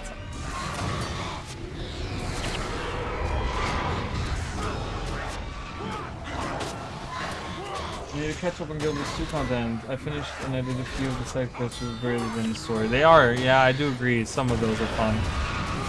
They're really, really fun.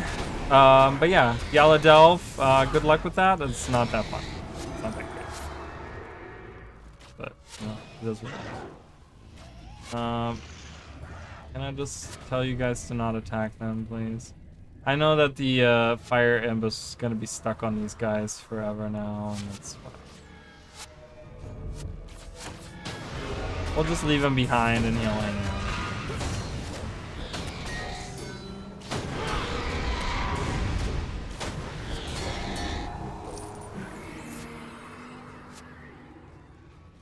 We don't need him. But yeah, End of Dragons. End of Dragons was pretty good. The ending to it, the music, you know, they really know how to like make it feel epic. It felt really epic in my opinion. You know, you're just like this overpowered guy, powered up by Olreen, you know, and just fighting against the void. Like it's cool. But yeah, once you do Yala Delve, there's a little the Yala Delve story.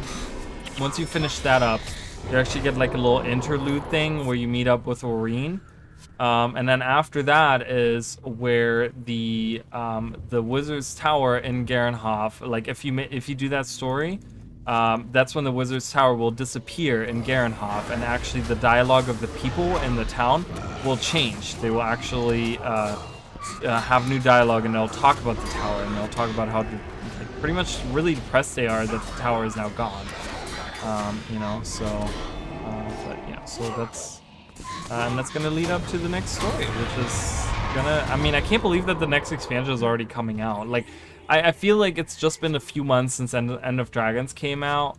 I don't know if anyone else feels that way, but yeah, I feel like it just feels like that to me. I don't know why, but it just feels like End of Dragons just came out recently, and I'm like, we're a month away from the release, guys. We're a month away. Like, it's crazy. We're a month and 5 days away. All right, Dieter. All right, we finished the bonus.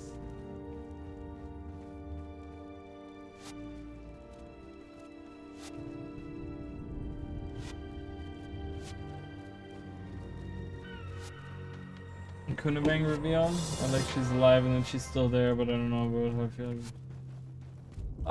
Yeah, I mean, I don't know. I think it just kind of adds a little bit of depth to her. Like, you know, she took a human form, right? But I think now that once you do the side story with the other dragon, I forgot his name, whatever the other dragon is. Once you do the story with him, and you get him back into the like the fold, you know, you get him back to Arbor Stone, and he kind of hangs out there. I think she realizes, like, because you then see her as just like, you know, she's then just Kunavang in there. She's not like Navan, like she's not her human form anymore. I think she's kind of like, all right, I'm done being a human now, because there's no reason for me to be a human anymore. So I think she kind of shed that.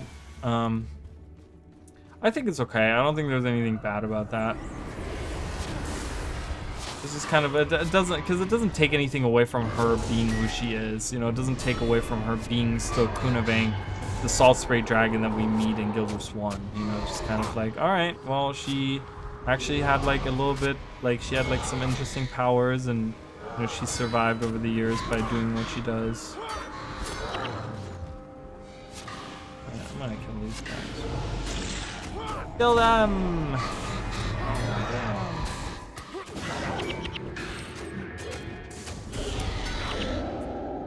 All right. Ta-da-da-da.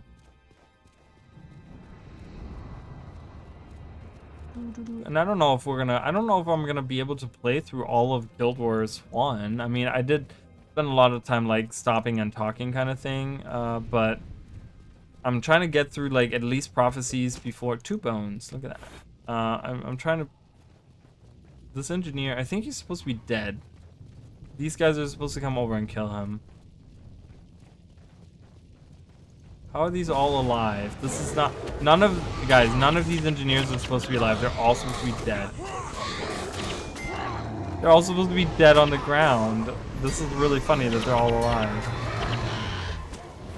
That, because he's supposed to run over there, and then he dies. He gets killed by them, but he does not. So that's really funny. Oh, Buggy Guild Wars, never stop being you.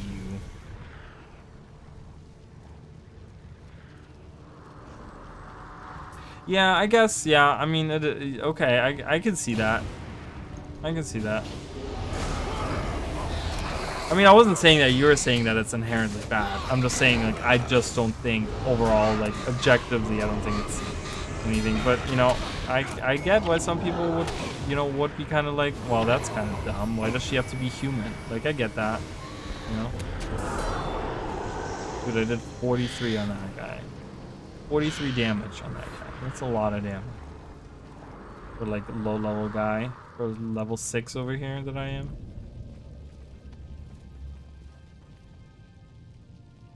damn char snuck So up this on guy, us you can actually wearing fight this him in dress. Ascalon City in Guild Wars It's 2. missing a release lever, He's actually a part of the like restraining meta, bolt, and an where you arming fight him crank. at the end.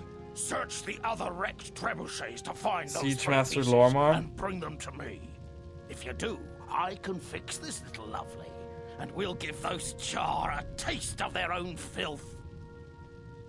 I love that To they're alive. activate I've never the seen that trebuchet happen after it's ever. fixed, pull And I've the done this lever mission, once to load it, and once mission a again lot. to fire it. Whoa, Anything under its Jesus! blast This will get mission blown many to bits. times. But hurry!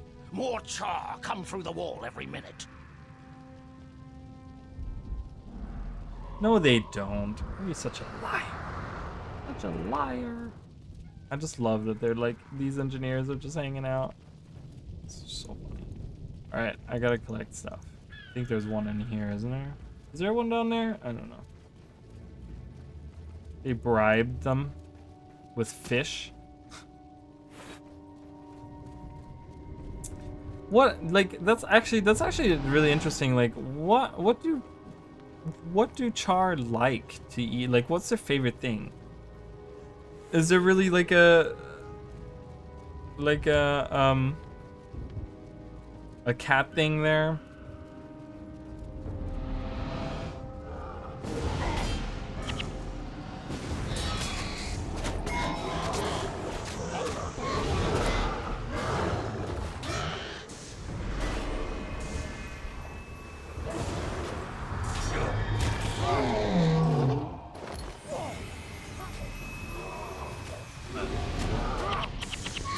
Deer and meat. Oh yeah, you know what? Good point. They made a whole festival about it. That's a good point. I didn't even think about that. They made a whole festival about it. Sounds like a Norn meal. Yeah, kind of similar in that sense, huh?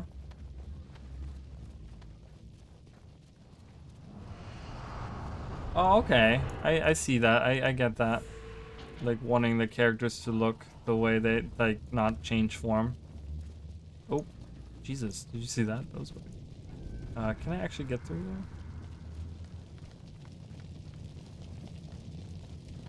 Beer and mead. Yeah, Meatoberfest. Who still thinks that Meatoberfest should be an actual festival? Wouldn't it be really fun to have a char-themed festival about like meat and beer? Like, what? What's cooler than that? Like, hello, sign me up.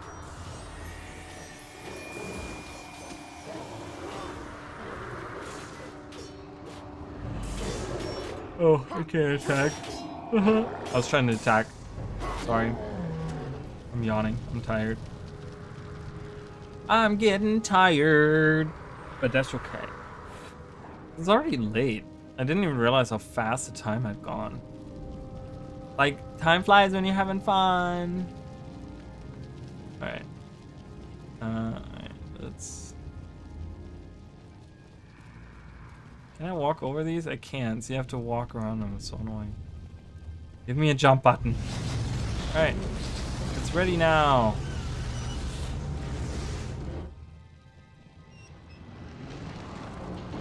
Kill all the char. Whew. Flies up. Whee! Yeah. Dead. All of them. Great. So here's something that you can, if you're fast enough, if you're quick enough, you can do this. I think. I think. I'm not 100% certain. So you can run up to it. They come, where, because the boss will be down here. That guy. Right there. And before he leaves, you can actually kill him. And you can end the mission that way. Right here, because he's supposed to run back up the thing, and then you're supposed to fight him up there. But if this crashes down, see, you can kill him and you can end the mission. Done. I don't have to fight my way through. That's the easy way to do that mission. Because you're supposed to fight your way all the way up to the wall. Through all the enemies, but that's the easy way to end it. The time for action has come. No more cowering behind this wall. From now on, we take the fight to our enemies! Prince Rurik! Prince Rurik! What is it? Prince Rurik! We are victorious, but it has cost us greatly. During their retreat, the Char took prisoners. Several of our wounded have been carried off. Totally. We're hacking. No, I'm just kidding. You can actually see the... I think you can see Serenity Temple in the background there. Ascalons will live in fear of these beasts no more. It says Ascalonians, but he We says march to the Ascalons. north to free our brothers and take back that which has been taken from us.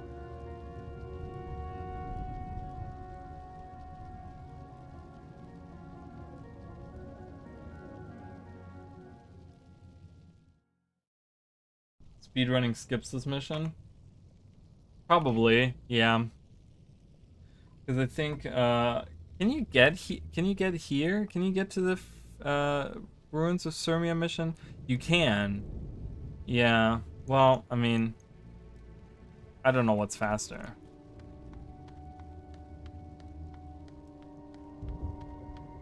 I don't know what's the fastest way. Is it like just venturing over here and going just right into the mountains or something? Or is it like actually doing some of these missions? I don't know. Ruins of Sirmia. So yeah, we're back up on the wall. That's where we just were. That's where we killed the guys. That's where all the engineers were hanging out at. And there's Mirak the Shouter. He shouts all these things about the Flameseeker prophecies, which are going to be coming true by the end of this playthrough. Yay. I have full bones. I have so many bones. Like, I find bones all the time in my playthroughs of this game.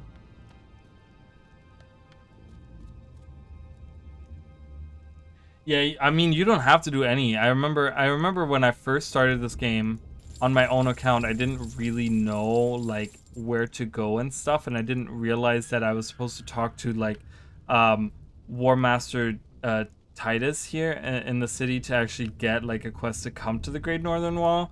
So I actually thought that the because there's a mission here that takes you to Piken Square, which is like up here, I think. Piken Square is like right here or something. Because it's like past this point here, which is the breach, right? You go in here, and then you go around here, and you go up here, and that's like somewhere over here. And I thought that's where you had to go. I didn't realize that there were actually missions in the game that you had to take on. And I remember like trying to fight my way through into the mountains, but then like when you get over here, and I didn't know there was like other outposts and stuff around. I literally was like, oh, I have to fight my way through, and there'll be an outpost like over here or something, which there is, but I didn't know that, right? So it's just like, I remember fighting my way through, and I'm like, well, this is really stupid. I'm like, because I kept dying, and I'm like, I don't understand. And then eventually, I just kind of, because I ended up leveling, and I was like, I don't know. And I'm like hanging out at Piken Square, and they wanted me to get like Althea's ashes and like all this stuff. And I'm like, man, what the hell, you know? And eventually, I don't know how. I think I made like a new character or something, and I was like, I'm just gonna do every side quest that's available. And I ended up coming across that, and then there was like, oh, there's an actual mission with like an actual storyline that you have to follow. And I was like, wow, I feel really stupid now. And then I finally grasped the game. I remember that. It does not at all articulate its main quests. Yeah, it was very confusing to me in the beginning, but it was kind of fun too, because I remember like having a good time kind of like exploring the game. You know, there's something about, I think that's the appeal of like Breath of the Wild and Tears of the Kingdom, you know, with the Zelda games and stuff, because they literally just like drop you into this world, and then it's like, oh, do whatever, right? And you know, obviously Tears of the Kingdom just came out, and I obviously know exactly what to do. But when like Breath of the Wild first came out, you know, or if I hadn't played Breath of the Wild, I feel like, and I started Tears of the Kingdom now, I'd be like, okay, what the hell? Like, I just, oh my god. And then you kind of have to like it kind of sets you on this path of like, you have to think for yourself, you know, you have to think for yourself and figure out for yourself. And I think Guild Wars 1 does a good job of like kind of doing that. Yes, it kind of does suck that it doesn't,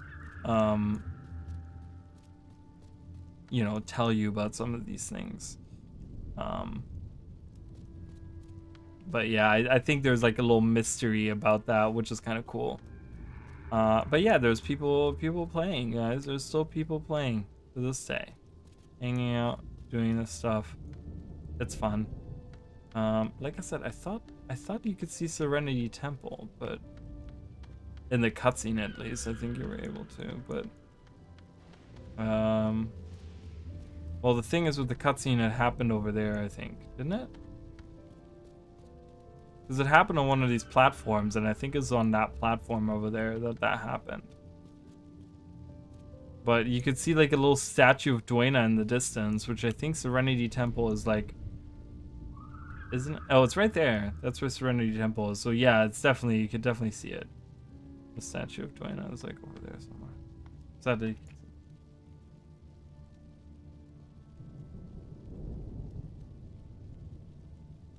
The wall height? Why is that funny to you? The Great Wall mission? The Great Northern Wall?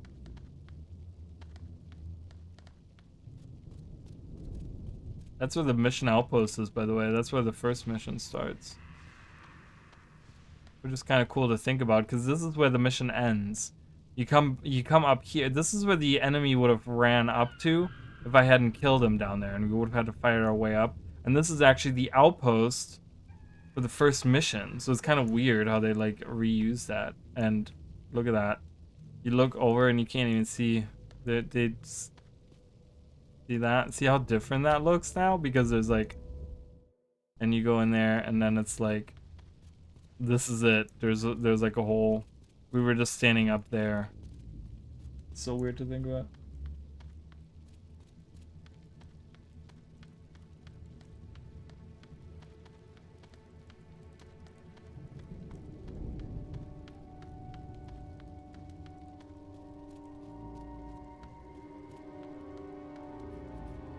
Oh, I see what you're saying. Yeah. Yeah, that's the, you know, good old times for you. Right. Yeah, that's true. Repent, the end is nigh. Yeah, it's kind of weird. Maybe there's some little, they probably have some holes they can, well, those holes up there, but I don't know. Yeah, it is kind of weird, right?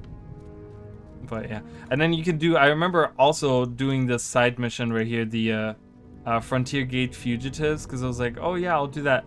It is such a pain in the neck, because you have to get Footman Tate, who is all the way like way down here or something. He's like way over here, and you have to bring him all the way back up. And then there's another one who's like way further down, you have to kill him or something. And it's like really dumb. It's really stupid. But yeah. But yeah, I think this is gonna be it for today, guys. So we started our new journey into Guild Wars 2 or Guild Wars 1. I'm sorry, Guild Wars 1. Like I said, I'm gonna be doing this every Sunday. So if you guys are interested, it'll be same time next Sunday. Tomorrow we're doing Xenoblade Chronicles 2. I want to play through that. It's super fun. It's kind of, you know, we're exploring some we're kind of getting to a point where like we're getting explanations now, and we're getting to learn the different characters and the backstories and stuff, and it's getting actually interesting. So I'm enjoying my time with that. And then, like I said, once I'm through with that, I'm gonna be doing Terranigma. So for those of you that are interested in some really cool like JRPG from Super Nintendo, like Chrono Trigger, if you're a fan of Chrono Trigger, you're really gonna like Terranigma. Like they're very, you can compare them. They're not like combat wise, it's different because Terranigma is more like a Zelda game.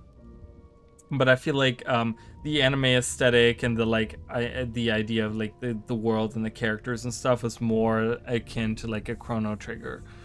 So that's gonna be the game. thing after that. And then on Tuesday, we're gonna do some Guild Wars 2. I'm gonna do some World vs. World, and we can discuss like relics and stuff. We can discuss whatever they're coming up with.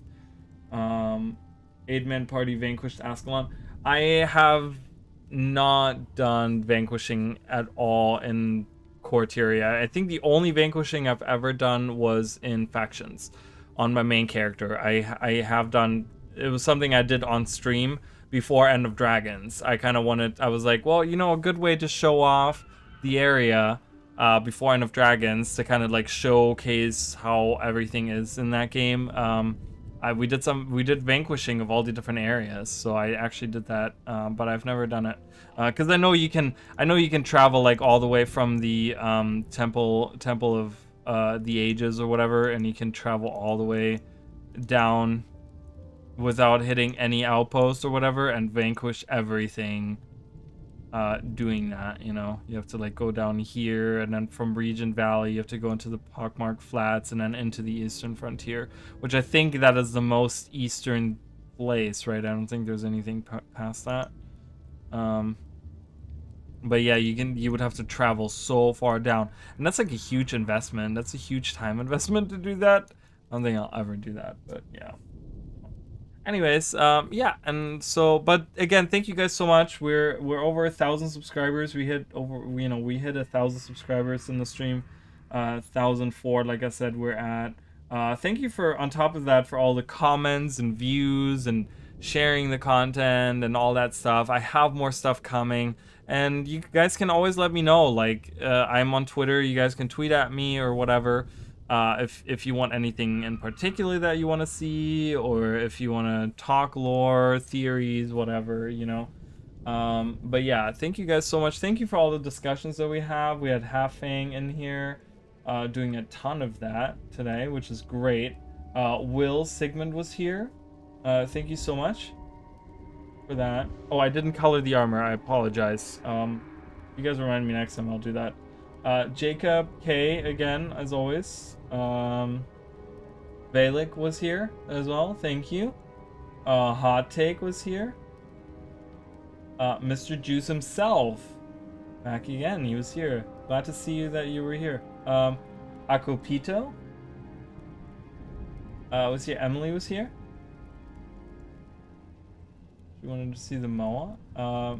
BS Boy was here. Thank you so much. King Avenger earlier, thank you so much. That was a really nice message. I appreciate that. Yeah, I think I got almost everyone. Fighter? I don't know if you say that. If that's how it's said. Or not. Astronaut on the Moon. Lucinda.